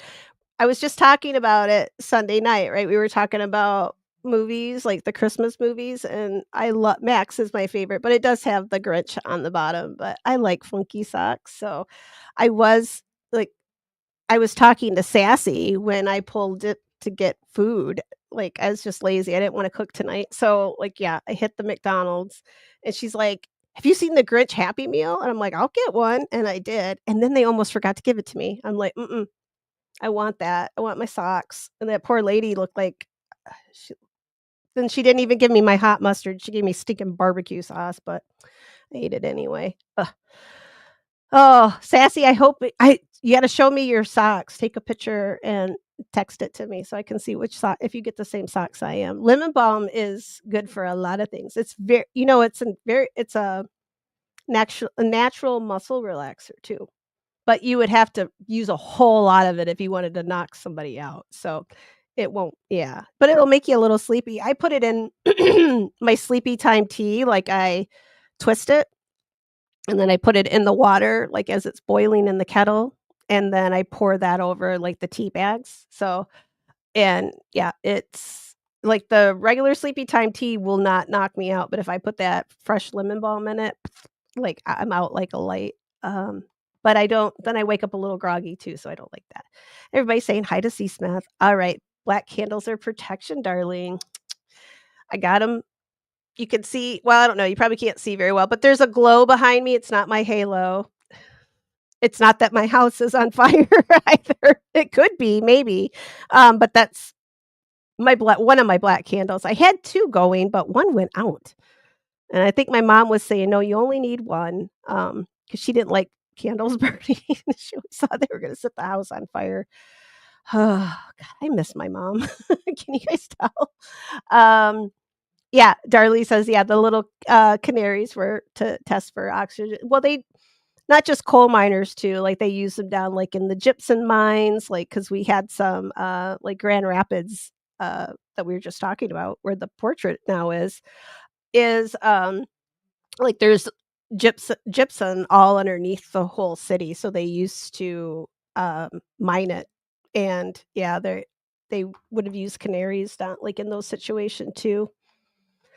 But, yeah, I think he's so sweet. If you guys are grossed out by the little dead bird, I will move it on to the to the next one, but I think he's sweet. I mean, right, I think canaries only live to be, like, 3 or something. If somebody knows, inform me, but I didn't think that they lived, too terribly long either. And Smith says, Savannah was also basically the only major Southern city that wasn't burnt to the ground during the Civil War. And they had wasn't it the I'm trying to think with the cemetery. I'll look it up. Maybe we'll, um, I'll have to look at I'll have to go back and do a little history on it because 'cause I've watched, like, all the ghost shows, and then they talk about, like, how haunted it is and why they think so, and I'm curious because I know they said Savannah is a city built on top of a cemetery, and they will occasionally, like, if somebody's, like, digging a well or they've gotta put pipes down, that they'll dig somebody up because they just kinda left them, I guess, so that might be another interesting one that I wanna get in, like, about, building on top of our bones, right? Like, so I'll look into that one, that'll be on my list because I do love Savannah anyway, and they have oh my god, they have some of the coolest, places down there that are, like, definitely, um, scare the shit out of you, some of the places. Oh, you guys want me to take the little birdie to okay, here, I'll let me pop it up to the here, there we go. There's the crypt keeper for you guys. He's cute. When you're cheesy, but also dark. I think that's me. And let's see, and Angie says, "Columbia wasn't burned either. They rolled out booze and got them drunk and running." Hey, whatever you gotta do. Like, pull out that booze, yeah, get them loaded up, and then they fall asleep, right? You couldn't do that with a bunch of women though, right? Like, it had to have been this is why we need I think women would probably be better in combat because we're not falling for that. Like, we're gonna party after we're done messing people up. Like, we're just gonna be like, "No, we came here for a reason, and we're gonna take care of this, and then we're gonna drink all your wine and party." I think. Right, girls? Yeah, yeah. Um, it's better with the window so you can see and not open it. Wait, what? It's better with the window so you can see and not open it. See and not open it. And Darlene loves cemeteries as well. Sassy, what window? The creepy little oh, the little coffin? Okay. God dang. Sometimes I am slow on the uptake. I tell you. I don't know. I think it's because I feel like you guys are all watching me, like, and I'm on the spot. Um, I'll have to get a better poker face. I'll have to be sit here like, "Yeah, yeah, yeah, I got what you" and really, I have no freaking clue, but, put Florida water in spritzer. You know what? Maybe I'll take one of my big spray bottles down with me to New Orleans and just fill that thing up. Just, like, just start going around and spraying everybody with it because I know a few people who need to get, um they need to get exercised. Angie says, "Look up a town called, is it Chira, South Carolina? Chira, South Carolina. It was burned either because they were housed there, and they're beautiful houses." Oh, here. Well, I'll go back. I gotta go back. I learned that I can go back and read the live chat afterwards, guys. See, I'm learning. I'm learning. And I don't have to make so many notes because then I forget to look at these notes. But I have to go back and drop all my edit stuff anyway, so then I can just watch the live chat. So, um, but I love Civil War stuff. I'm such a nerd, guys. Really, I am. I know I look like I'm all cool and stuff, but I'm a huge nerd. Huge. Civil War, World War One. Those are after that, things get a little too modern for me, like, I like the old stuff. And Darlene, what are you gonna send me? Don't send me any of those homemade, BOMBs like that little doll thing. Yeah, just don't send me any of those. I got enough problems. No. I'm excited. I'm gonna get stuff. Woohoo! And Angie said, "There's a statue in the harbor of a little girl." It's ringing a bell. Uh I'll have to look I'm gonna look it up after the stream. I will, and he wants a Happy Meal now. It's huge. I should have brought the box in here. It's a huge box, so you can get a Big Mac or a 10-piece nugget, right? And it's a big, big box, and it's got the socks in it, and it comes with, like, dill pickle seasoning for your french fry like, I love dill pickles, not on my french fries, but I only eat, like, 10 of the fries anyway, cause right, like, I'm working on being healthy. So, yeah. Um, but definitely get one, cause these socks are I think I said a dirty word there.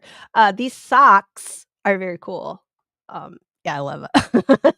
I'm glad, Sassy, you said something, cause I would by the time I would have realized that they were doing this, I would have gone to that McDonald's, and they would have been all out of it, all out of 'em, 'cause every single time they're always out of stuff because they just suck.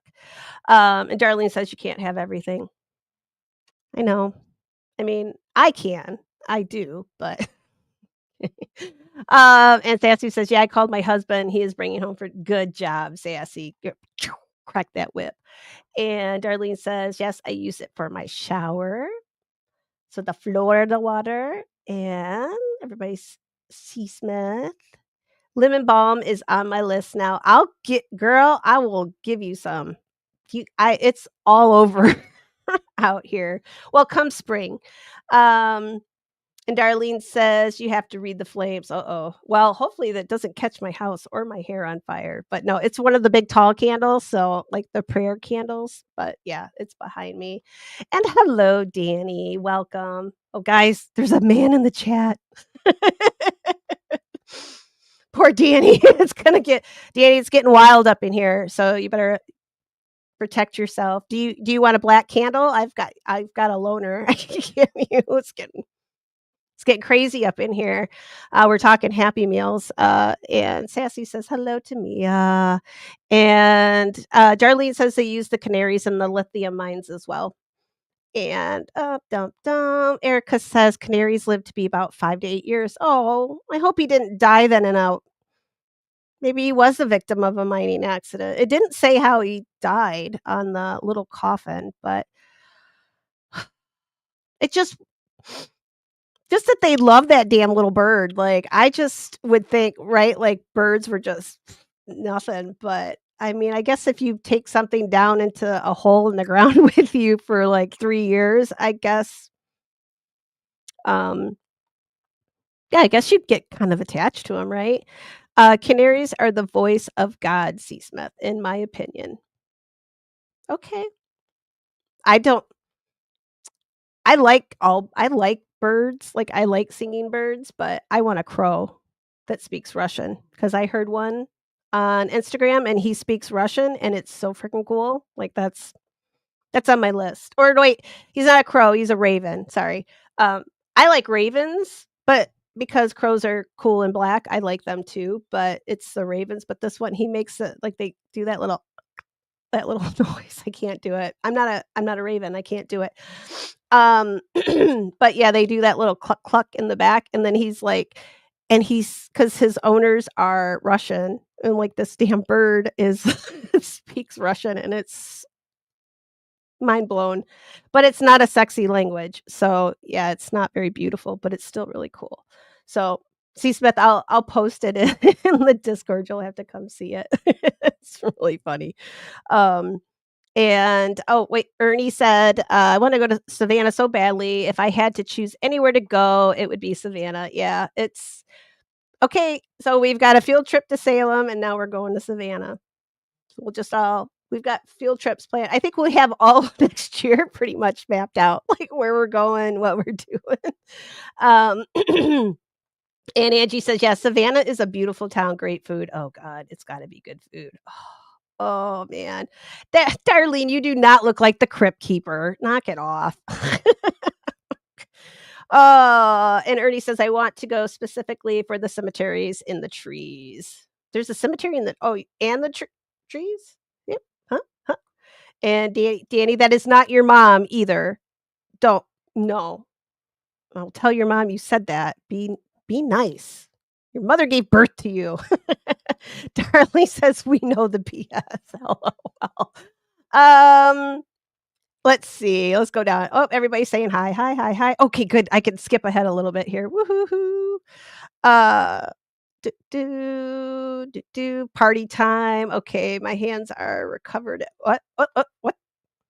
Oh, I was wondering what your hands were covered in. That's all I saw.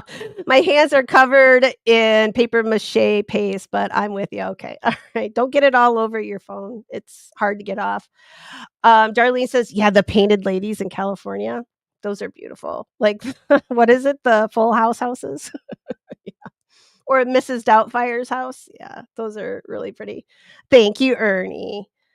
Yeah, I'm feeling better. I've got some sleep the last day. So I feel better than Sunday I was wore out and then I was sneezing. I was like, I am not on my A game like at all. And Darlene's a history nut. Yay, I'm not the only one.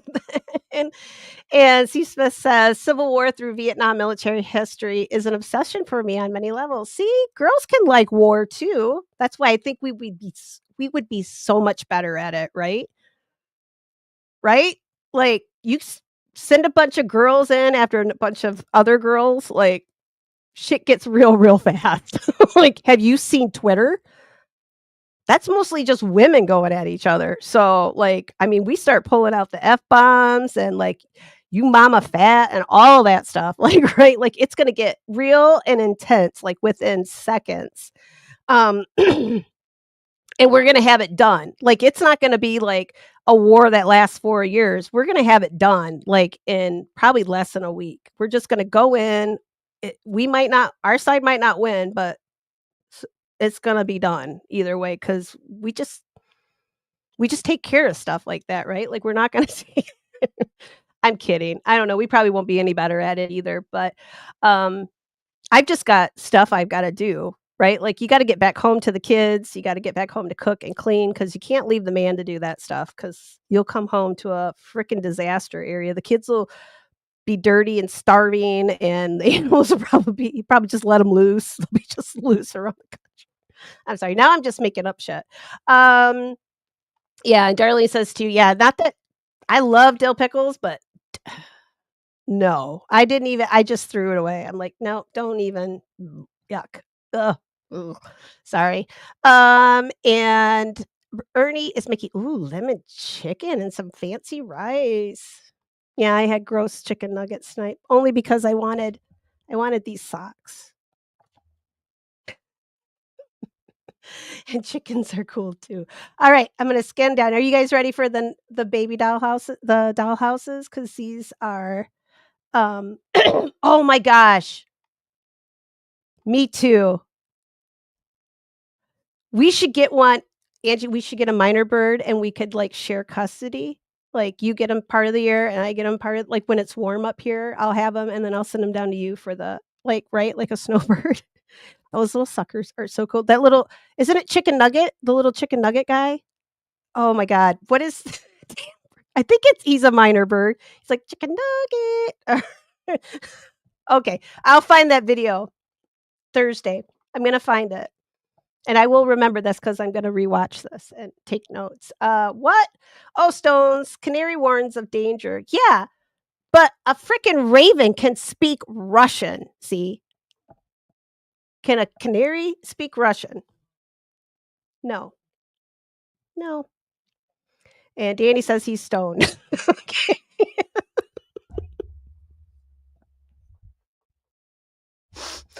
Okay. Alright, I'm gonna go down. I'm gonna start doing the I was almost gonna say the cat houses. I'm gonna do the doll houses now. You perverts, you got me thinking bad stuff now. And yeah, You know, the Russian accent can be a little sexy. You did I showed you guys the other night my Russian my support Russian, my emotional support Russian? I'll play her at the end. She's helped me out, so I think that's why I'm feeling a lot better. Cause those women don't give no like, she warms my if I had one, she would warm my heart. And clips. All right, I'm gonna go down. I'm gonna scan real quick, and I'm gonna read these real fast. We can do an East Coast tour. Oh yes, start in St. Augustine and end in Salem. Oh my God, yes. Okay, that's it.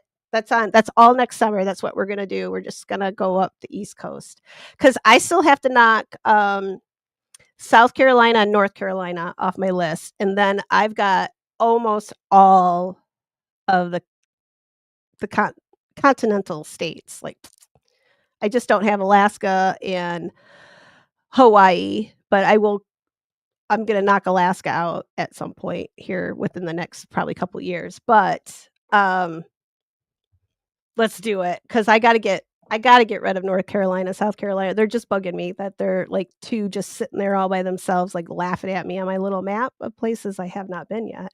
I don't like that. Um, and Ernie was watching she was watching Shiloh, but Beast didn't come. I like Beast. Um we know the BS war. So I'm telling you, we've got to let women. We should be the ones. Let us fight. Just let us do it once and see how it goes. And if we're better at it, men should be having the babies. And number one World War II sniper was a Russian woman with the highest kill count. Yes, she was. Oh my God! But she was a she was she all woman? 'Cause wasn't she like a she was scary. I don't want to fight women like that though, because she would consume me, like, probably wouldn't even, it would be bad. Yeah, I don't wanna fight women that are bigger than me. I just wanna fight small women that are shorter than 5'4", 5'3", 5'2". Those are the women I'll fight. All you taller gals, the big girls are for you, not because. But I am fast. Well, at least I was. And Ernie's like, "We won."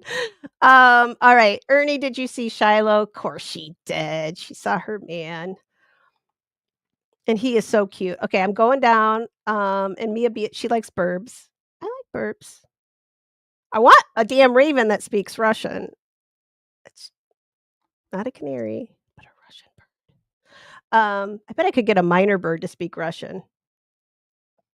Birds can speak languages. You teach them corvids, parrots, cockatoos if they choose to talk. See, that's the thing, right? If they choose to. It's like my cats, right? I'm pretty sure they can do a whole lot more things than just lay their furry little butts around my house all day, but they don't. So if I got a bird, he's probably not gonna talk either. But my cats would go freaking insane. I've got 2 little baby chicks. They're about this big now. Like, they're all feathered out, but they can't go outside. So they're in a little pet carrier, and they're, like, situated where the cats can't get it, but the cats know where they are. It's all the time. Like, they're all sitting there, like, listening to them, and I'm like, if one of them got out, they would mm, they would be gone. They'd be chicken nuggets. Angie says all the shipwrecks off the coast. Yeah, we could go looking for is it Captain Kidd that has the lost gold? Is it Captain Kidd's or is it, uh, who's the crazy one that lit his whiskers on fire? Was that Blackbeard? I think that might have been Blackbeard, but yeah. Oh my god, that would be so cool. And the lighthouses. Oh my god. Okay. All right, we've got a trip planned. All right, guys. All right. Darlene and I are gonna be in the back of the line. We're gonna be fighting the short people. Ernie's at the front. She's on the front. Um, and most Russian and Dutch women are tall. Tall, yeah. I think I remember seeing, like, something on her, like, somebody did, I don't know, it's probably one of those military shows that they showed the sniper, the Russian woman sniper. She was a fit woman. Like, she was like, she is what I would imagine, like, this like, a stereotype Russian woman would be like, but wow, like, it c women, we have good eyesight. Remember that, guys.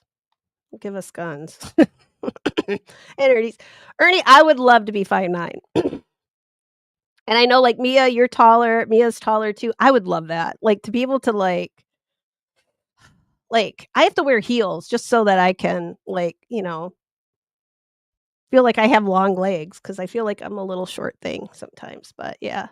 And then when I do meet little short people, like, I that's the only time I can feel like I feel like I'm badass. I'm still short. And I think I told you guys before, like, all my siblings are hell of a lot taller than me, and one of my sisters is 5'10", and her daughter is, like, almost 6 foot. Like, she's got legs that are taller than I am. Like, she runs track and, like, she's like a gazelle, right? And I'm like, "What? Did I get all the short genes just, like, dumped in me? Like, I got all the crap ones." Like that Arnold Schwarzenegger and Danny DeVito. I'm Danny DeVito. My sisters are all Arnold Schwarzenegger. Well, not all of them, but they got more tall than I did. I did not. And chicks, yeah, my 2 little baby chicks, they're little. One bites me, like, well, I mean, she pecks me really hard every time I reach my hand in there, and she knows I'm feeding her, like, she's just an idiot. All caps, Darlene, no names. They'll choose to at 3 a.m. when the house is dark and oh, the birds? Yeah, that's about like what, Tansy does, 3 a.m., and she's making pentagrams on my sheets trying to summon the devil. I'm pretty sure. Little baby demon kitty, that's what she's up to. Um, yeah, Darlene is always saving lives, 24/7. Uh-oh. Where'd she go? She's really tired out tonight, you guys. She hasn't even tried to come up here once. Um, Husband is related to Captain Kidd, that is cool. I don't have any damn pirates in my family, like, I want somebody cool, I just got damn old pilgrims. I mean, you wanna talk about boring people, the Puritans? Snooze fest. I mean, just like, "You're not tall, you're tall to me, Ernie, you would stand over the top of me because 'cause I'd be, like, down here, I'd be like, "Hi, Ernie." Statuesque, I love it. Yeah, but you guys, you don't even have to, like, put on heels, you've got the long legs and you guys right? Like, you don't have to put on heels if you don't want to, you can, and think about all those men that you can intimidate, like, that's fun. Like, that would be fun, but I can't because even when I put heels on, at best, I'm still only, like, 5'6", because that's about the highest I could get, and yeah, it's not. It's my cat's trying to get in the room again. If you hear me, yeah, I might have to mute myself so I can scream at her, but, Darlene's always saving lives and, helping severed penises get to the emergency room so they can get sewed back on. That's I Darlene, if I remember nothing else about you, that's the one thing I always remember. Alright, I'm gonna show you guys these graves. I'm gonna scroll down here more in a minute, but let me Alright. So you guys got to look at, that's my grandma there? No. These are we're gonna talk about those dollhouses that we were talking about before, and then we just kinda stopped talking about them, but I found some more on them. I found more of them, I should say. So, we did get a little, uh we had them mixed up a little bit when we were talking about them in chat because I was like, "Yeah, yeah, that's the one," but there are, like I said, there's 4 of them, at least that I've found. Maybe there's more, maybe there were more, but some of them maybe have disappeared now, right? Um, but this one here, this is I hope I'm gonna say her name right. I think it's Luva, but these are some weird old-fashioned names. This is one that does not need to come back. Like, I like Mabel and like those old names, those are great. Luva sounds like doesn't sound quite right, but she's buried here with her parents, Mary and George Klein, and she was born in 1902 and she passed away in 1908. And all of these children are going to have similar stories. I know it's a little sad, but think about the fact that they died a long time ago and now their parents have since passed on. So they're all reunited and they're all together wherever they are. So they're all together now. So try not to be too sad because these are beautiful. I think these are beautiful stories and they deserve to be like we're remembering them, right? So they're not being forgotten. And so Miss Luva, she was born September 5th, 1902. She's in Connorsville, Indiana, and she was always a very sick little kid. She had it didn't specify what she had. It was just a neurological disease that they had. Like saw her death certificate, and that's all they listed. I don't think they had a very good understanding back then of. They probably hadn't had neurological illnesses actually very well classified at that point. Um, but whatever was affecting her made it very hard for her to move. So she couldn't even sit up on her own, like, she had to be picked up and sat up. Um, so because of this, right, Luva, she wasn't a normal child. She couldn't get out and play with the other kids and, really kinda led a pretty lonely little life for her few years that she was around. So her father, George, he built her this 5-foot tall dollhouse, and it had these I'll show you a picture of it in a second. I'm just gonna describe it first. It had a large clear window so Luva could look outside or look inside, sorry. Her mother filled it with toys and dolls and small toys, and she spent many hours simply gazing into the dollhouse, and it was her joy and it was her safe space. And then Luva passed away October 18th, 1908, when she was only 6 years old, and her father decided that he was going to take this dollhouse and he was going to place it at her grave so she could see it forever. And some old stories, did say that the dollhouse was even built, specifically for her grave, which was not unusual because one of the other dollhouses we'll talk about that one, well, 2 of them were actually built after the f wait, 2 were built after the fact, 1 was in progress. But I'd like to believe that I think the story of George having already built it for her, and then it was something she loved and prized while she was alive, I like that story, but maybe he built it after she passed away, but either way, um, she was obviously a much loved child, even given her disability, and, in the 1940s, you could see Mary passed away in '45 and George passed away in 1946.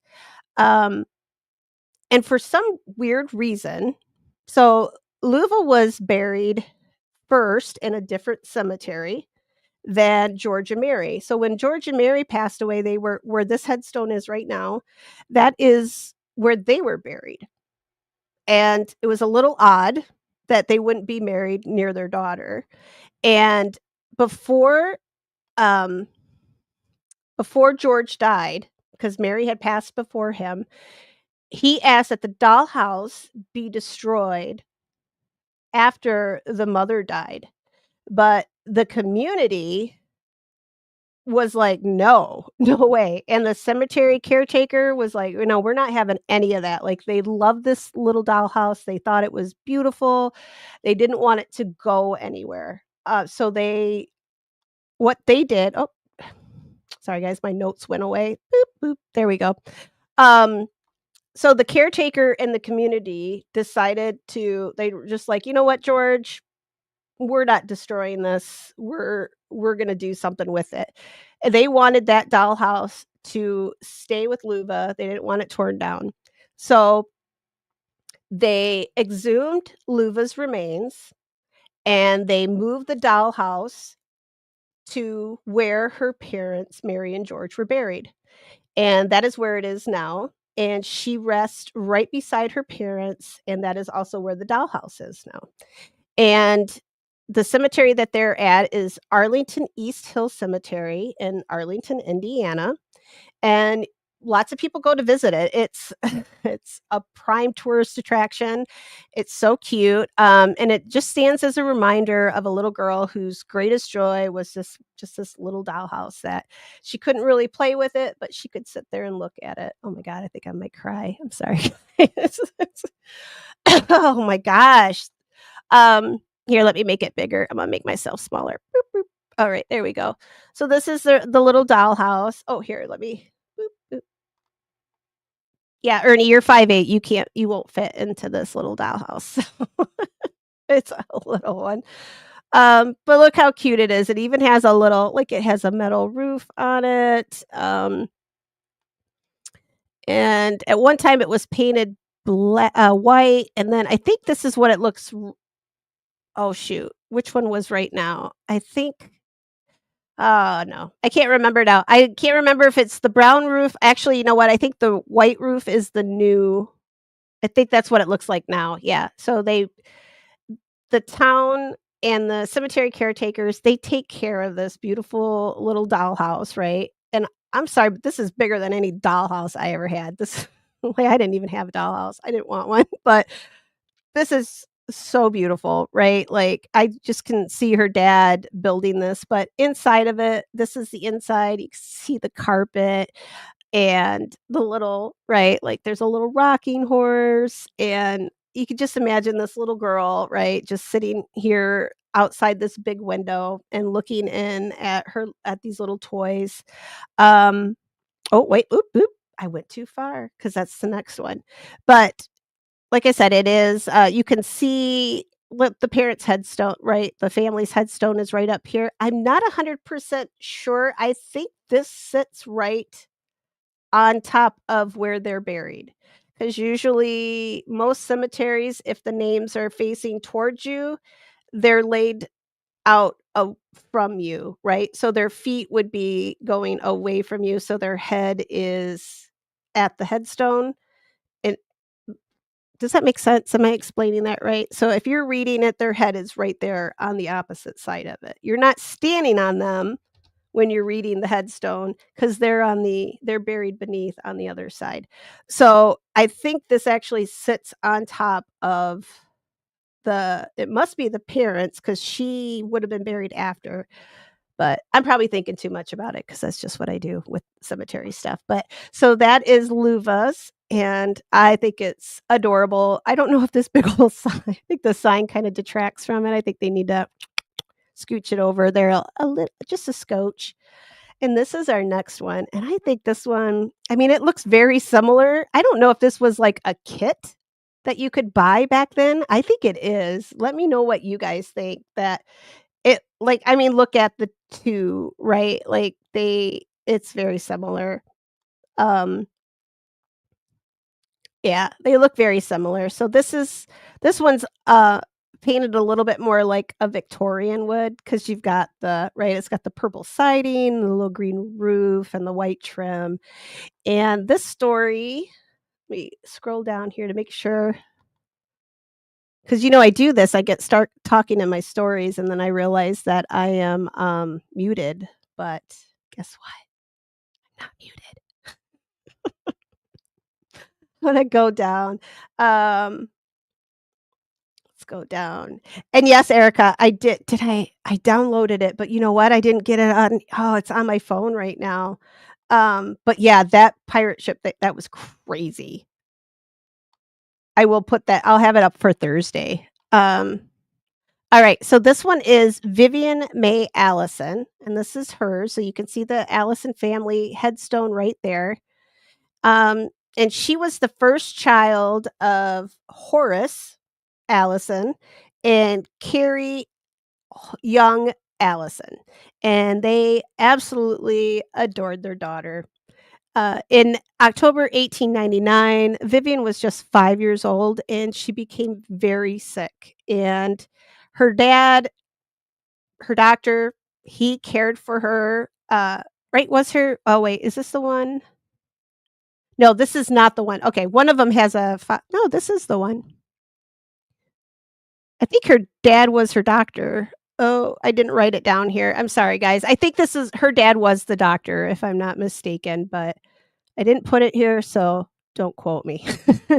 But so anyway, October 1899, Vivian was just 5 years old. She became very sick. Her doctor cared for her as best he could for 2 days, but on October 30th, she passed away, and her death certificate said cerebrospinal fever. So this is the one, Tiff found that we thought this was meningitis. So this isn't the so this is the one Tiff found, and then, Darlene and I were thinking about a different one, which I have that one too. And thank you, Tish. I'm trying really hard not to touch. See, I got that little thing up there is keeping my hands off of it. Like I see it. It's a freaking brilliant idea. It was brilliant.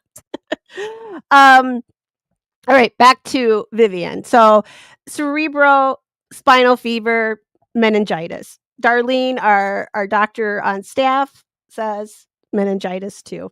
Uh, and she was just 5. It seems most of these little girls, it seems about that age.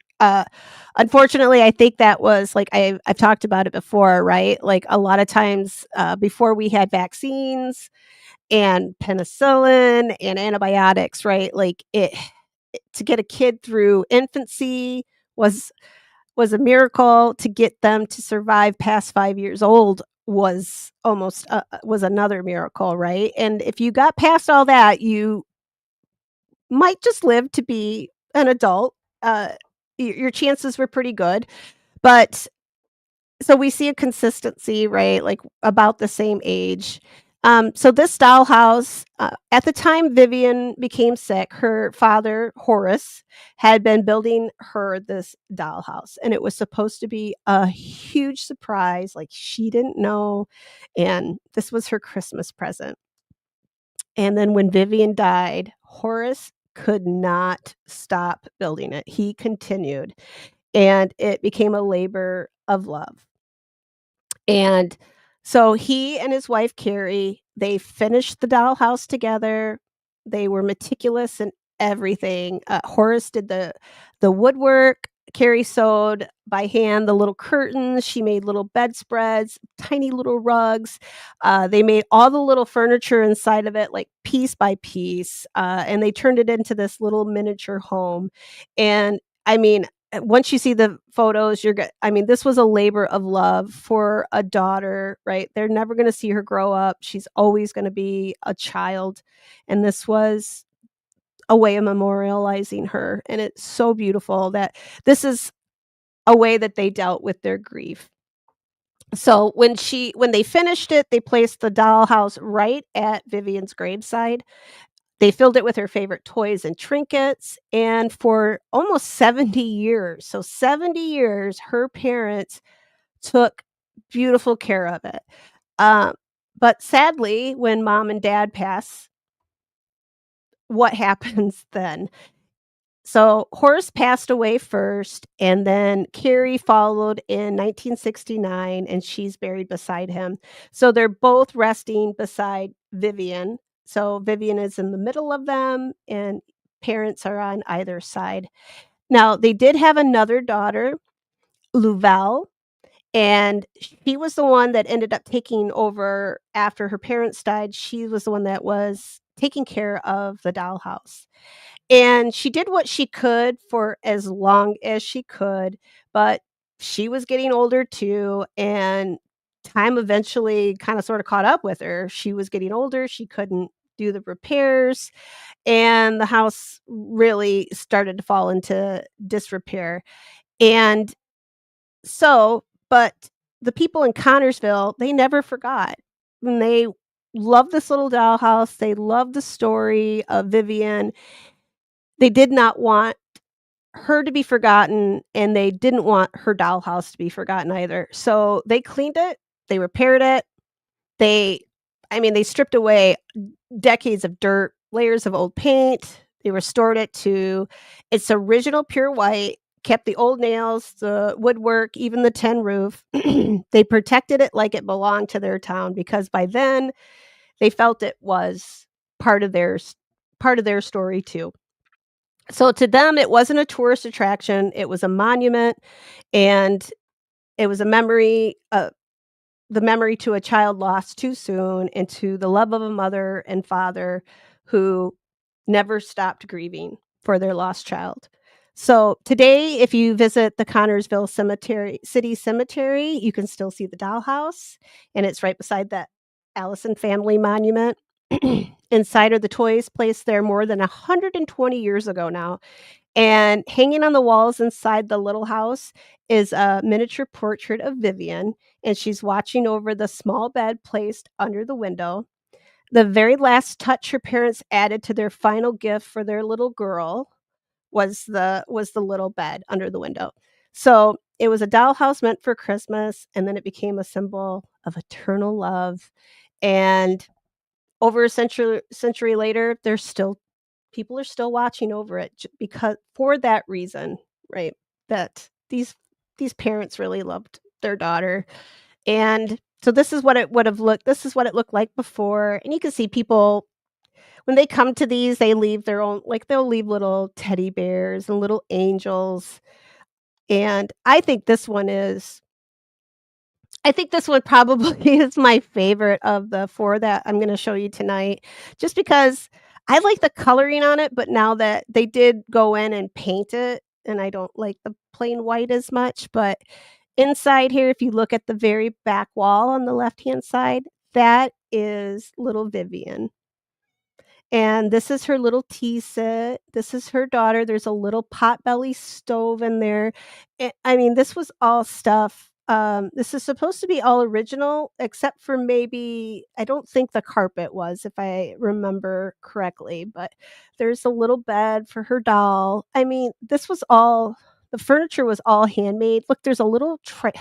It's I I don't like dolls, guys. I've already said from the first from the first part. Sorry, I got a little choked up, but not I have to remember to keep drinking while I'm talking. But, I mean, the parents made all of this stuff by hand, and just the fact that it's still there, that it's still yeah, that somebody didn't like, I don't know.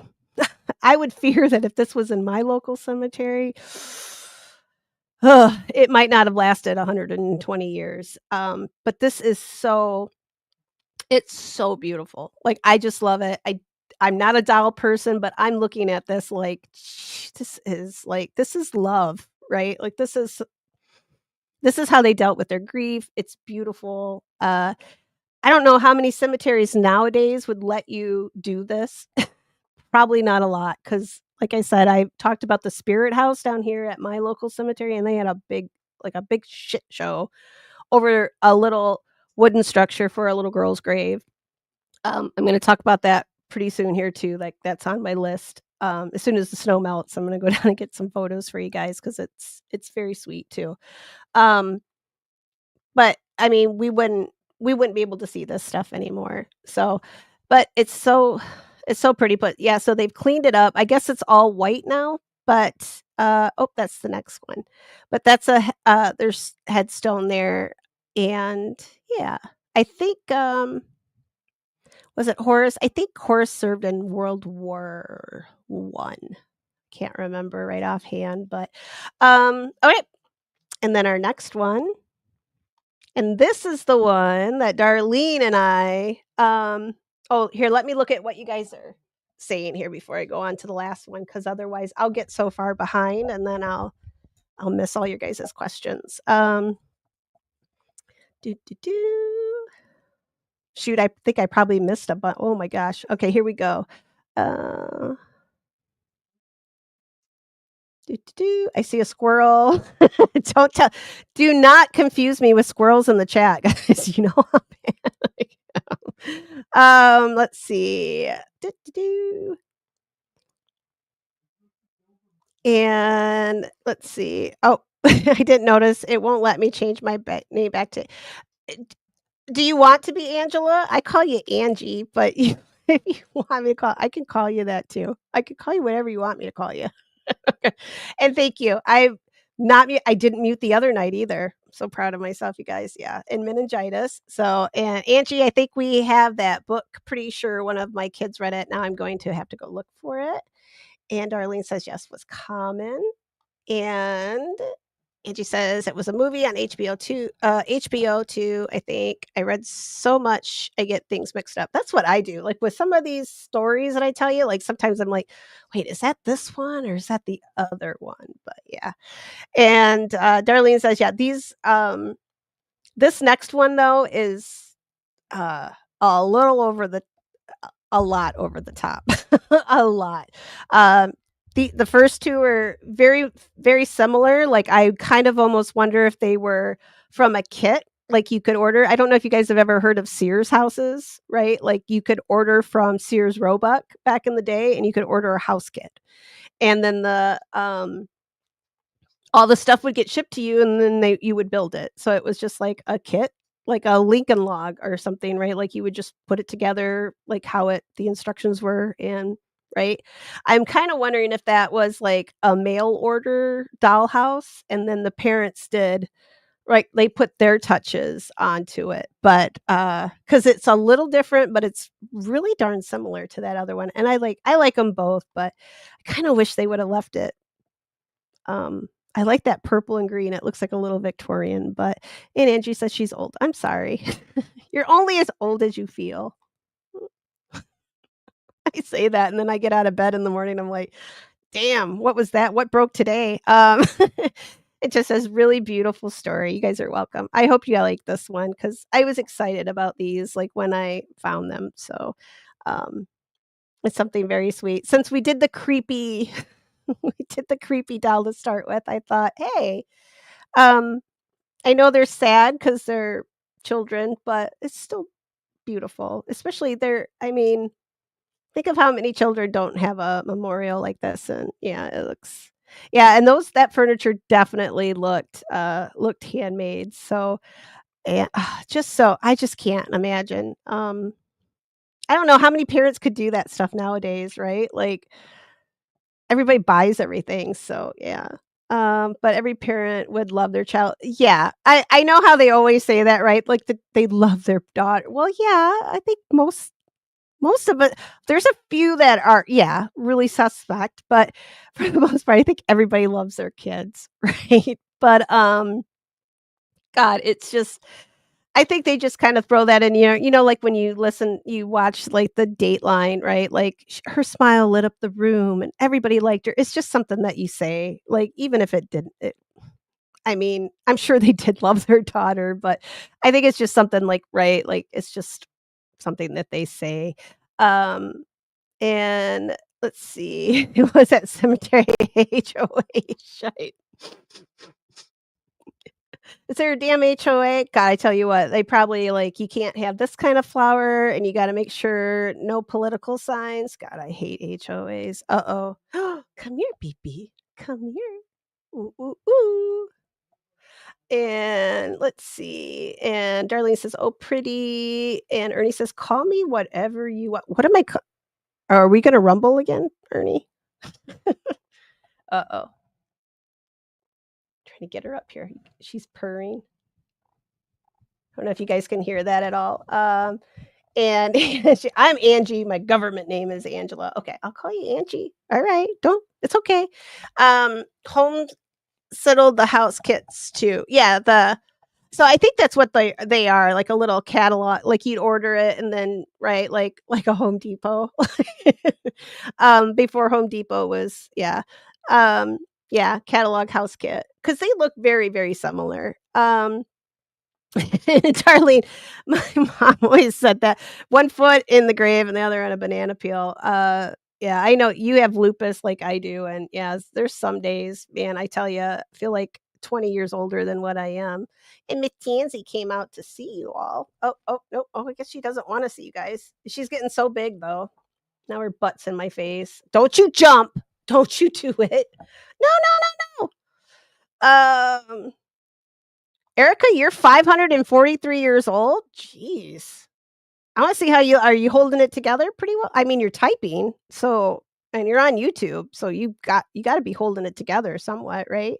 Yeah, I did BB Kitty. That's my little demon baby cat. Yeah. It's not 3 AM yet. She'll be, spinning around circles on the bed and, yeah.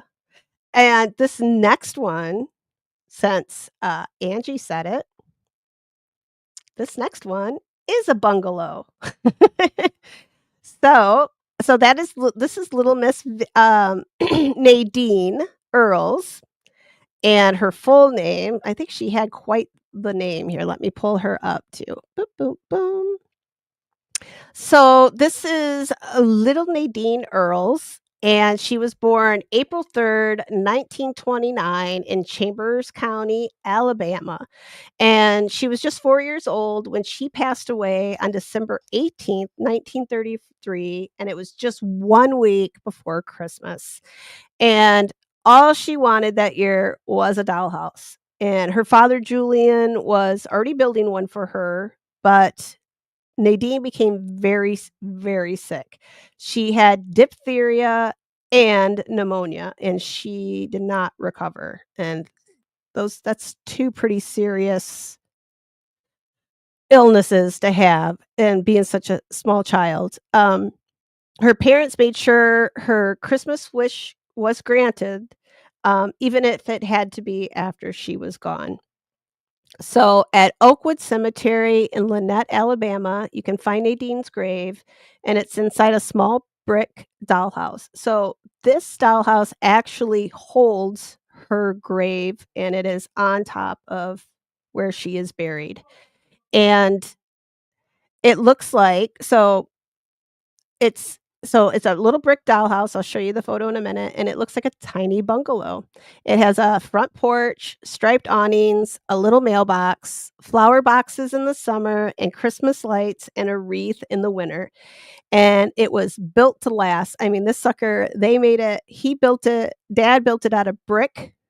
He didn't use wood, so it's not gonna it's gonna be a little bit more sturdy, and her parents wanted this to last forever. And inside the dollhouse, her parents filled it with her toys, so there's dolls, a baby buggy, high chair, all sorts of things. I've read too that, since her she had other Christmas presents, that they put inside of there, they were still wrapped, and they were in there for years wrapped, because she didn't get to open them. And what looks like a tiny bed inside of the dollhouse is actually, it's a raised gravestone. And so Nadine's parents, Julia and Elma, they cared for the dollhouse for years. They kept it clean.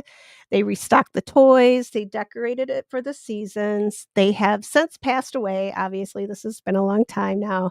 And they're now buried in the same plot beside her. So today, the city is responsible for maintaining the dollhouse, just like in the other stories. It is, something that it is a tourist attraction. People come from all around to see these, right? And so the cities do take care of them, and wait till you see this. So they keep it tidy, they keep it filled, they make sure that it looks exactly like how the parents would have done it. They still updated the dolls and the toys inside of it, and even though she wasn't well known in life, Nadine's grave has received attention from all over the world. So this, I think, is probably when you think of a dollhouse grave, this is the one, since she is actually buried inside of it, and it is definitely a little dollhouse, right? And it is known all over the world. And when Nadine passed away, she was their only child, but she did have another brother. Actually, I think she had 2 brothers. The story I got this from, I looked at Ancestry, and there was another brother listed, but I don't maybe he was not a biological brother. I didn't get any further than that, but Julian Jr. was born in 1931. Wait, it's not right. Yeah. When did she did I get the dates wrong? I hope I didn't get the dates wrong, you guys. I meant nope, she passed in '29. Okay. Like, I was sure he died after her or was born after her. So, records also show that they think she may have been born in Langdale, Alabama, um, but some of the records, like, are a little iffy. It's it's just, like, between the death certificate and then, like, birth records, it's a little sketchy down there at that time, so Langdale, I'm not sure where they got that name. I tried to look, I couldn't find it on anything, but I digress. So Nadine's story, was so she only thing she wanted for Christmas was just this dollhouse, and now she lives on, and her her father and mother built this out of love and grief and hope that she would be always she's always there in what she most wished for before she passed away. So, I'll show you the photos. And right here, it's got even on the little step, it's got the family's, surname, and it's dated 1933, which is when they finished building it. And you'll see why, because um, this took a little time to build. This is it, and it I mean, I wouldn't even call this a dollhouse, like, this is a tiny home. This is I think I know people who live in something about this size, right? Maybe a little maybe a little too short, but so this is it. It's got, uh there's a mailbox, like, there's these awnings on the outside, a little front door, it's got a little chimney, little front porch. Yeah, Darlene, this is the one that we were thinking about, but Tiff, when she looked up, she got us to the other one, and that's what led me to this whole story, so you guys are really helping me out with finding these, so I appreciate it. I would have just done this story and probably just not even thought about the rest of them, but now I've got 2 in Indiana that I can go visit now. But so her parents are one I think her father is this one along the on the right-hand side here, that's the father, and the mother is buried at the front of the house. Her parents did eventually divorce, but they did this is one thing that they agreed on, was always taking care of this house. So, as you can see, like, I mean, it's got this little this would not this would not happen anymore. This is definitely something that, yeah, there I mean, I guess if you paid, I think they probably would if you paid a lot of money, right? Like I said, the one stream, the Hollywood starlet that was buried in her pink Cadillac, she had to buy, like, I don't even know how many grave sites in order to fit that damn Cadillac in, and they had to, like, put this extra size vault in because, right, it's a car, they don't want that thing leaking and all that kinda stuff, and I'm sure it was probably bigger than what this patch is right here, so, I mean, I guess I don't know. I wonder if they would. I should go ask my cemetery, "Will you let me build a house?" They already don't like me, yeah, but you can see people come and visit, and they leave little stuffed animals, and there's a little mailbox right here, and people do come, and they leave little notes and messages for Nadine, which, it's just it's just so beautiful, you guys. Dalen Spratt, like so if you're in the Discord, he's been here, and he did a spirit box. Like I've said before, I can't do the spirit boxes, it's like nails on a chalkboard for me. It's just I love the whole idea, but I can't listen to the sound. It's I don't know, it's just the frequency or something, but, this is, he did that here, but he's very respectful with it, so, like, that's why I still follow him. I like how he approaches things, so but I do have, in my Discord, I do have, like his, lives and stuff will pop up in the notifications, so if you're interested in checking him out, he's fantastic, I like him. So he's been here, I think Darlene watches him too, I would prefer Darlene, yeah, the one with the white noise that I can't, that other one with the radio station, oh, it drives me bonkers. I'm a yeah, sounds and textures, I don't like it. But if you look right here, so yeah, here's, like they've replaced the toys, there's like a it's really hard to see, this was off Find a Grave, um, but yeah, you see the little dolls, there's a baby buggy. My grandma has this baby buggy right here. So my grandma was born in 33, I think. So and Nadine died in and I think this was her older sisters. So who would have probably been closer in age to Nadine than my grandma. So but hers is brown, but that's the same baby buggy that she had, so it's always kinda crazy to see that. And then to the right-hand side here, that raised, looks like a little raised bed, that is her grave, and like I said, they come in and they change out the toys. She's got a little, somebody brought in a tricycle, but it's just pretty. And then right here you go, right here somebody made I re did anybody remember these dolls? Like, I remember my grandma making these for us grandkids, and they were creepy. But I thought they were cool, like, she did the crochet and stuff. There you guys go, there's some crafts for all you guys that crochet in here, yeah, it's she's a little creepy, but, so yeah, there's her I wouldn't really call it a headstone because I think it is just a raised like a raised vault, right? Like she's yeah, but so that's Nadine's, and this one, I just yeah, a little tea set. And this is I've got 2 of these. I got one colorized and one the sepia tone, but this is mom and dad sitting right up front. There's a little brother, um, Julian Jr., and these are friends and family, like school kids from the neighborhood. They people came, you can tell that it's sort of in a they're just putting the like the foundation wall and stuff in there, and I mean, just look how it's just beautiful. That they all came together. They had a little birthday party there for Nadine.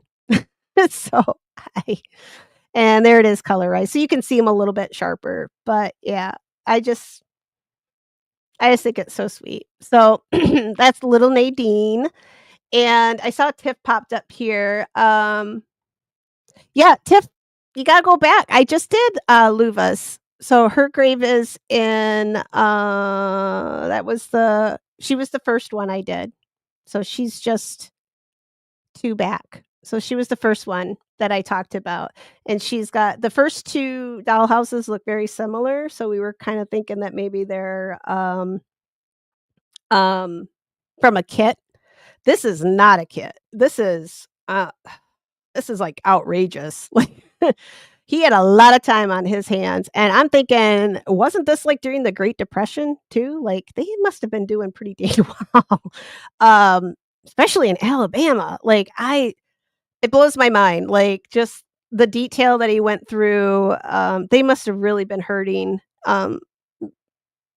just to I mean, they put so much work and effort into it, but so that is, but yeah, Tiff, if you go back, Luva, she was about the same age to like, all these little girls were about the same, and he must have been yeah, must have been like, some sort of I mean, if he built it, damn, he's good, and the fact that it's still I was thinking this was like a 40s or 50s bungalow, but then, I mean, she passed it was built finished in 1933, so that's a little that's a bit more than I thought, older than I thought, but I was just kinda going off memory from watching that one episode that I watched on, with Dale and Spratt, but and, so I am gonna go see those 2 in Indiana, it's when it warms up, um, but, let's see, Cozy Doll, yeah, that's see, yeah, I thought I saw something pop those little cozy dolls. My grandma made one of those, like, for each of us granddaughters, and, like I said, mine creeped me out, so I'm just not a tall person. But I like the crocheting, that is all, like yeah, I'm still mesmerized by that. And here's our next one. Now this one's pretty good size too, and this is the other one where her grave is actually on the inside, but this one was not built by the family. This one was ended up being built by the town. Now let me pop it up here, my notes. And this one is at Hope Hill Cemetery, and it's right outside of Medina, Tennessee. And it's a very little quiet cemetery, and this is the one that may be haunted. So I saved the best for last. Well, the most haunt I saved the haunted one for last. So this is Dorothy Marie Harvey, and this is her allegedly haunted dollhouse. So Dorothy was born February 4th, 1926, and she died June 1st, 1931, and she was just 5. And the story is a little this one got a little blurry. Blurry is the best way I can describe it. There's a little urban legend to this. It's a little hard. Just give it out. Let me tell you I'll tell you the story and then I'll talk about it. So I think the urban legend behind it makes it a little I think it lends to that ghost story aspect to it. So, according to the local stories now, the Harvey family, they were traveling north, during the Great Depression. So, they had lived in Alabama, and they were going north to find work. And on the way, little Dorothy became very sick, and she had measles. And she died on the journey to where they were going. It didn't really say exactly where she was going, uh, just north. So, the family, it's the Great Depression, they're poor, they don't have jobs, they're really, really looking for work, and Dorothy had to be buried in an unmarked grave at this cemetery, and the local townspeople actually helped with all of, like, the burial expenses because they didn't have any money. So, they helped with the casket, they helped with the burial, and with with all of that. They took care of all of it for them. And because Dorothy loved dolls so much, the people in Medina, they started leaving dolls and stuffed animals on her grave. And then over time, they decided they were going to build a dollhouse so she could play in the afterlife. So there's a couple versions of her death. Um, so like I said, a little urban legend or folklore, old tales. There's a few little twists. Some say a piano fell on her when movers dropped it. I don't know where the piano came from, but some others say she was run over by a drunk driver. Oh my goodness, there was a bunch. A darker version claims she was attacked and beaten by a family member. But then there's the version that's backed up by documents. So she actually died in St. Louis in Missouri from pneumococcal septicemia after having scarlet fever. And that her parents were William and Lillian Harvey. And it says she was actually brought back from St. Louis to Tennessee for the burial. So that's a little different from the original story where the family's just passing through, but they chose to have her buried there. So whether they knew you know, maybe they knew people in that town, maybe they have family living there.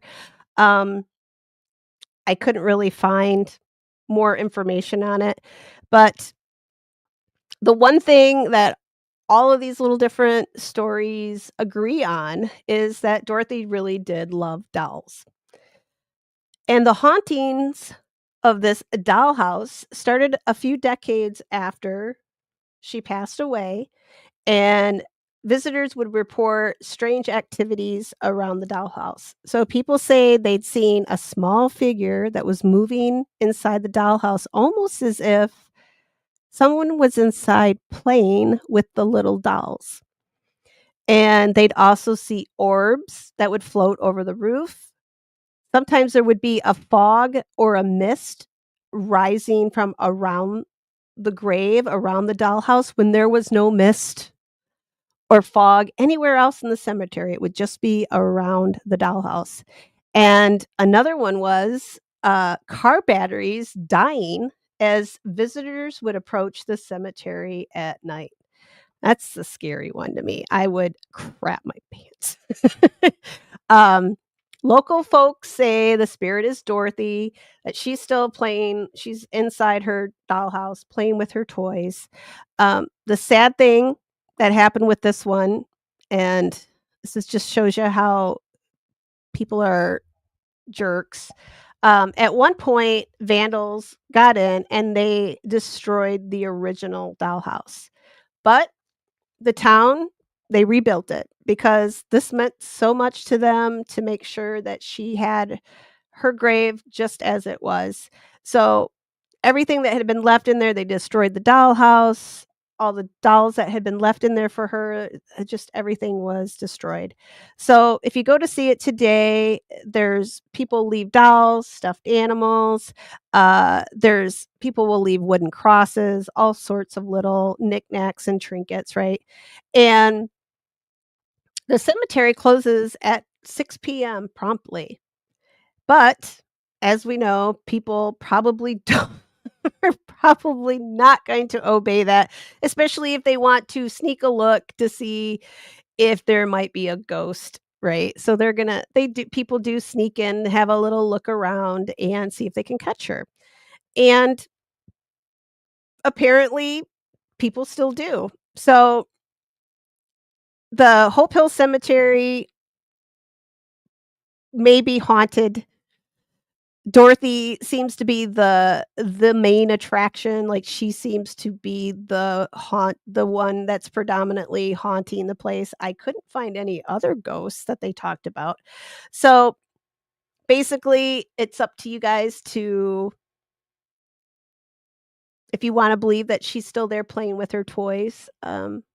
I would hope that she had moved on once her parents passed on, but maybe she comes back one from time to time to still play with her toys, but, uh, I think it's very sweet that a whole community I don't know where her parents ended up. I wanted to look a little bit more into it, but it takes a while, to do that, so maybe someday I'll do a whole episode about her and we'll track down her family, but, as far as I know, they're not buried in the Hope Hill Cemetery with her, so I think it's a little this one's a little more sad to me just because her parents aren't there with her, but it is still very sweet that the town, right, they built this, um, just from their love. They didn't even know this little girl that we know of, and they built this sweet little sweet little house for her, and, I mean, it's not as ornate as the other houses are, but it's still really cute.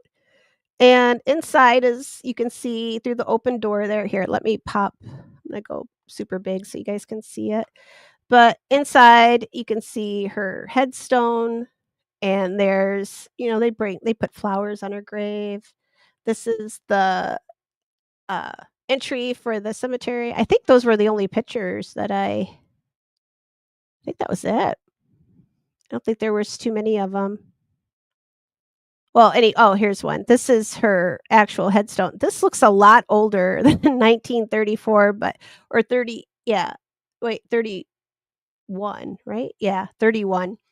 This looks like a lot older headstone, but then I have to remember this was Tennessee during the Depression, so it may be a handmade stone too, like a local stone, but yeah. So, and this is her, uh, Missouri death certificate, so I just included it because it does state, like, she didn't actually die there, like, on the way through, and There was no piano that fell on her, nobody beat her. It was scarlet fever, and yeah, that's, um it's just these poor kids, right? Like, it's just amazing how many more of them survived once we got antibiotics and vaccines, and yeah. So, I really would like to find out where her parents are buried. It would have been kinda unique if they had maybe come back and been buried with her, but, I'm sure they probably had other kids too, so but it's still I thought it was, that's the ghost story. I wish there was more, but it seems like every time I find these ghost stories, there's not a whole lot of information. I'm used to, like, if somebody's got a ghost story, I want all the details, right? Like, I I want it, and most of these just don't even. Yeah, I want more. I don't wanna just know about, like, orbs and, seeing somebody playing in seeing a little person playing in the playhouse, that's to me, that's evidence, if somebody's actually seeing that stuff, right? But okay, let me see what you guys have to say. So that's, um oh, I did have one other so we're gonna close up with the true crime because 'cause I've been going for a while, you guys, and I think it will only take me, like, maybe about 5 minutes here to close this up, but, let me see what you guys had to say here real quick because I don't wanna miss any of your comments. Yeah, go look at that little those first 2 little dollhouses, Tiff, they're oh, but thanks thanks to you you had the name, and I had wrote it down, and I went and looked, and yeah, she's, like, in Indiana, so thanks to you, and, I mean, Darlene and I were thinking about the little brick house one, right? And sure enough, I, like, pull up that one in Indiana, and they're like, "Well, there's another one." So, I'm glad that we talked about it and that you found that one because, yeah, now we had a whole segment, right? So now we all learned about them, and they're very cute. Um, I love them, both of them. I think all of them are sweet. I mean, the last one's a little plain, but somebody destroyed the first one, so maybe they just didn't put a whole lot of extra stuff in it just in case, right? Ugh, people are just, yeah. And Mia says, "I have, a cozy doll somewhere my aunt made." I think there's one in a box in my basement that either my mom made or that my grandma made and my mom put in the box. She probably put it in the box. I don't wanna find it, but I've gotta start cleaning my basement, and I swear to God, if I find that damn doll down there, guys, I'm gonna need that spray bottle. Darlene needs to send me some Florida water. Yeah, Angie, that is like a brick. Can you imagine as a kid having that in your yard to play with? Like, in the 30s or, like, 20s, late 20s, early 30s, like, that's your playhouse. Like, what the I had a horse barn. Granted, I do feel very lucky for having had horses, but, I can't even imagine having something like that for just a little kid, right? Like, at some point, she's gonna get too big to, like, even get in there, right? So, um, I just think it's so sweet that they did that. I wonder if they thought they weren't gonna have any more children and maybe they were just gonna spoil the crap out of her, right? Um, but it's yeah, he did an amazing job. It's just like,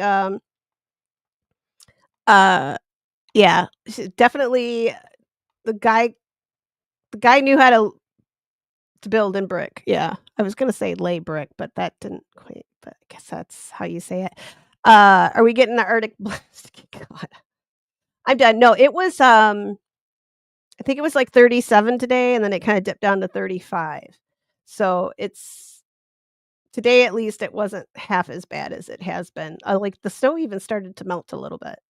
Like, it got really squishy outside, which really sucked because I didn't plow my driveway, so trying to drive out of it was a little bit of a it was a little dicey there. I ended up driving through the yard because I couldn't see where the driveway was. Um, I'm gonna make my own driveway if I think I'm getting stuck. I just keep I just keep my foot on the gas and just go because 'cause I'm not getting stuck. I'm just gonna go till I can't go no more. So, um, and Rubicon says that's kinda bizarre being a wood structure. Which one? The one in Tennessee or the first 2 that we saw, Rubicon? Um, and I used to have one from my favorite grandma, but is swimming with the fishes from Sa Oh, from Hurricane San See, I caught on quick with that one. Oh, look at that. I must be more awake than I thought I was, but and Darlene says my mom had it, it was purple and white. I think, mine looked like I think it was blue and white. I think that's what the yeah. It makes me so sick babies, like, right? I think people, when they wanna talk about, like, anti-vaccines and all of that, not I don't wanna get on a soapbox with it. I don't like, it's to each their own, but, like, maybe go back like, read about these little kids and read about the parents that lost their babies, right? I'm sure they would have loved their daughter to have grown up and got married and had little babies of her own someday, right? Like, they probably when you have a child, right, that's you envision all these things for them, and I'm sure if they woulda said, "Hey, here's the diphtheria vaccine," and right, like, here they are, they probably would have been like, "Hell yeah," like polio vaccine, right? Like, when these things became available, they did them, and I think you just gotta look backwards in time and say, like, "Look at all these look at all these little babies, like, 5, 6 years old," right? Like, they not even starting their life yet, kindergartners, and it just it breaks my heart that, so many it happened to so many families, and I still think to myself, like, I can't imagine, um, 1, much less some of these women that like the one headstone that we looked at that the lady had lost 5 infant children, like, in a 4 or 5-year span. Uh, you would have to put me I would have to be institutionalized. I don't know how you like, I don't know how you survive or recover from that. I mean, I guess you have to survive for your other kids that you have, but what if you don't have other kids? Like, it's just yeah. Um, but that the fact that they're, like, these are living memorials to these little girls, and their families have passed their families are with them again now, at least. Um, and yeah, it was sassy. It was a whole 37 degrees. Damn, I was getting my bikini on, like, I was gonna go sip a margarita by the swamp hole. It's it's really sad when you get excited that it's 37. I mean, OB made fun of us. Didn't she, Sassy, that one time? She was like, "What's 60 to you?" And I'm like, "Shit, 60," and I'm, like, probably half naked running around my yard, like, picking up, right, sticks and stuff and working in my yard. I'm like, 37 seems balmy almost, right? Like, if you're especially when it dips down to, like, 17 and 20 degrees, like, it's insane. Um and let's see, yeah, Darlene, it lost hopes and dreams, like, you want everything for your kids, like, right from the get-go, like, the second you find out that they're coming into this world, like, it's you got all these hopes and dreams, and I can see why these parents, did what they did, and I think it's very sweet, and it's very special, and that they're still there, that they're still and that the towns have taken over because gosh, I think of just so much, the bureaucracy, right, of some of these places, like, "God, it's an eyesore, let's just get rid of it," right? Like, I could totally hear a town saying that. Um, but these are just little towns, like, in Indiana, that Rushville's not that big. Um so, these little towns are like it's not a tourist thing, it's really they just want to make sure that it's preserved because now it's part of their town, and these little girls were part of their town, they're part of their history, so, um, yeah. So, I hope you guys enjoyed it, I hope it didn't make you too sad with those, but I mean, we did talk about them before, and I thought they were beautiful stories, so I hope you guys liked them too. Um, and oh, desecrating their graves, is that what Darlene was okay, alright, sorry. I know, sometimes, guys, I know, I get, like yeah. I'll catch on. Sometimes you guys gotta prompt me a little bit once in a while. But yeah, it's heartbreaking, yeah, and, you know what, like, we were, watching OB right last night, that guy that, got caned in Singapore for and I was like, if those were kids that did that, they needed their little butt spanked, like, severely, so, let me take this down. Alright, there we go. Okay, so and thank you, C. Smith. I'm trying to get you guys like bring some of this content to you. Like I'm working hard. I'm trying. Like I don't know. I think I'm doing it. I think I'm getting the hang of it. It's a lot harder than you think it is, right? Like holy crap. Especially 3 days a week. It's a lot, like, I've got a lot of cemetery crap up in my head, though, so I don't think we're gonna run out of content, like, anytime soon, like, I've got crap for a long time, so you're gonna probably see this for a while. I'm gonna be really old and ancient, but and I saw Darlene's up here, she's still a mess after 26 years. I'm not gonna go into my story, but yeah, I know where you're coming I know where you're coming from, Darlene, and yeah. Did you use the wrong word, sassy? Don't worry, I use the wrong words all the time. And thank you guys. You're so sweet to me. Thank you for putting up with me. Okay. I'm going to wrap up because Thursday, well, if you guys want to, if you're not interested in the story, then I don't know. I don't know what I'll do with it.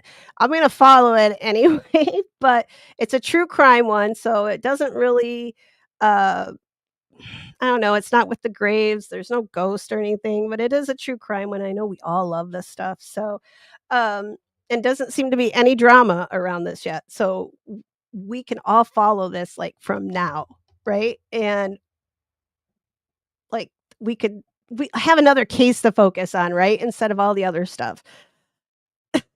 So, I don't know if you guys have heard about this, but there's a young woman, she's 22 years old, and she was 38 weeks pregnant. And she was, if I understood correctly, she was in active labor, like, she was that close, like, she was the baby's coming, right? Her she had been given up for adoption as either like, a baby or a small child, so her bio mom comes back into her life. I think she even Rebecca, the 22-year-old, the pregnant girl, spent some time in foster care maybe too. I'll get more of the story. This is just I just grabbed, like, the headline stuff for right now because I didn't have time to look into it before I came on. But so Rebecca Park, 22 years old, she was pregnant. She went missing November 3rd of this year, so this is very recent. And her bio mother, Courtney Bartholomew, was arrested, I didn't write the exact well, I wrote December 20 this no, that's not right. Well, I said December 2025, which obviously, but I didn't write the date that but she's been arrested as of now. So, as of this month, she's arrested, she's being held without bond, so she's not gonna get out, and she is up on first-degree murder charges, felony murder, torture and conspiracy to commit torture, and there's, something involving the fetus, the child, not fetus, I'm sorry, because this is an infant, like, at 38 weeks, this was a right, like, this is a viable baby. Um, she they kidnapped Rebecca, the daughter, and they cut the baby out of her, and both Rebecca and the baby died. Now that's as far as I got. That is out of Cadillac here in Michigan. It's north middle of the state. So, it's Michigan. So, like, right up in here. If you guys know where Manistee, it's, like, up there in the middle. A lot of woods and stuff, a lot of lakes, big lakes. Not like Lake Michigan lakes like that, but a lot of lakes and stuff that a lot of, people go up there in the summertime to the lakes or skiing and all that. Um, I don't know what the reasoning was behind trying to steal your daughter's baby, but I'm gonna be looking into this. So if this is something, yeah, darling, yeah, yeah, yeah, yeah. She was 1 centimeter dilated, so she was having a baby. So like, she didn't need to have a baby cut out of her. Like it wasn't like, and I think there was some story. Like I said, I'm gonna dig more into it, but yeah, this is absolutely horrifying. Like this woman is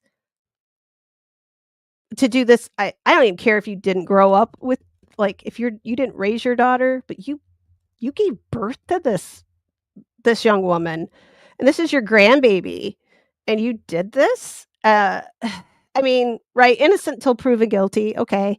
However, um, if that is right, like, if that's the case, that's pretty darn disgusting, and I don't know how else to say it. I'm probably not gonna be the like, I'm not gonna be the unbiased source for probably a lot if, like, we covered true crime, I'm probably just gonna tell you guys what my opinion is, but I will respect yours as well. Like, if you guys don't think that that's the case, I'll be respectful to you. You can ask Sassy. We have a difference of opinion on a case, and we just don't talk about it. We just say we're not gonna talk about it because we don't wanna argue over it, right? So, we could do that too if you guys don't wanna follow it. As far as I know, I don't think, well, the baby they said the baby is deceased. So because she's up on, not just murder charges for the daughter, but for the grandbaby as well. So, like I said, I'm gonna look more into it. This is when my stylist, Carrie, asked me about because she knows I love this stuff, and she wanted to talk about it, and I'm like, I've been so busy looking into graveyards and ghost stories that, like, the whole true crime thing, I was like, um, yeah, I've been kind of out of the loop on a lot of these, right? Like, I've been waiting for the case that with Dee Warner, which is coming her husband, Dale, is gonna be on trial at the end of January, or he's supposed to be. I don't think it's got postponed yet or anything, but that one's gonna be on the other side of the state from me, and she went missing, another one of these wives that supposedly right, they come up missing and they just take off, right? They leave their kids, they leave everything behind, right? And she must have ran off with another man. Um, I these stories just make me angry. Being a woman myself, every time they say like, "Oh, she ran off with," as soon as I hear that, I'm just like, automatically my ears perk up, and I'm just kind of like, did she like if she ran off, maybe she was trying to get away from you, but I digress. So, I'm gonna look into this. I wanna, hopefully by Thursday, I can find out some more information. I'm sure there's more out there. I'll get a if I can get, like, a news, um, article or something. I think I can play most of the ones from the news stations around here without them getting angry. So, um, but it's interesting. Like, I kinda wanna see this, play out unless the mom please, which I don't know. If it was me, if it was me, I wouldn't have done that anyway, but, yeah, this is a it's icky. It's icky. So, but I don't know what's wrong with people anymore. I really don't. Your own daughter and your own grandbaby, but, so I might talk about it. It might just be like, I'll just do, like, maybe at the end of each episode, we'll just do, like, a little update kind of thing, and then, like, if it does go to trial, we'll maybe Michigan, we can watch the trials. So unlike Colorado with the Suzanne Morphew thing, now I don't know what's going to happen with that. I don't even know if we're going to be able to watch the trial. We can't watch any of the hearings or anything like that. Um, so yeah.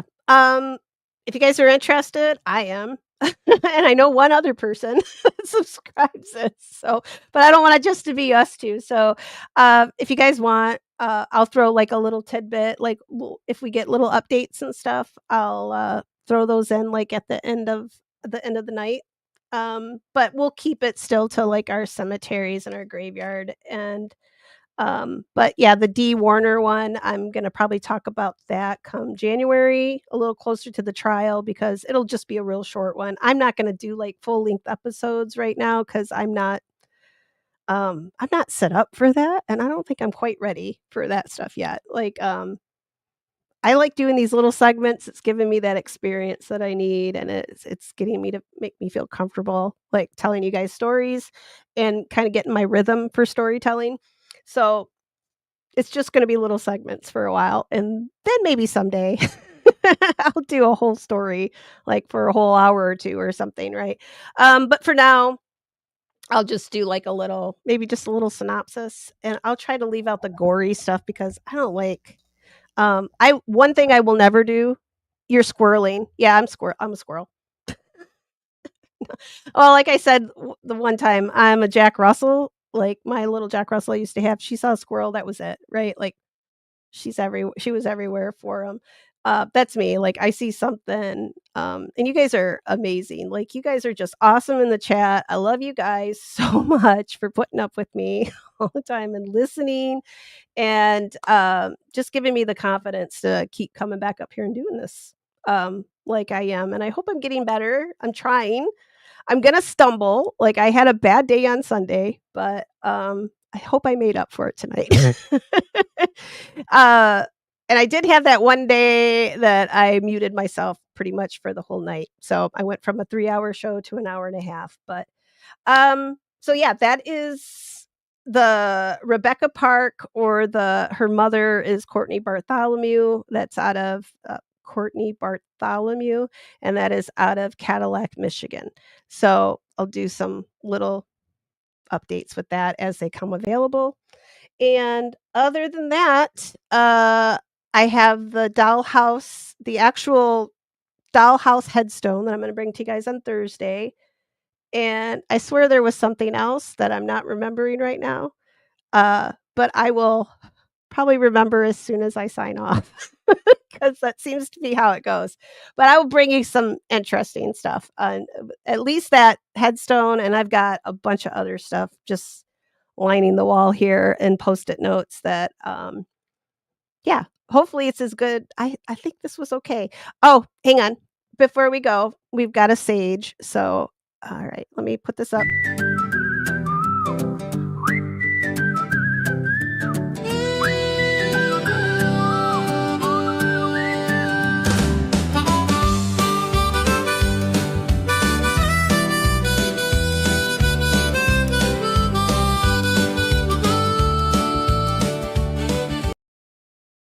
I'm pretty sure those are my brothers. Like, the more I watch that clip, I'm pretty sure those are my brothers with that big, um, sage roll. But, alright, we've talked, we've saged. I'm gonna say goodnight.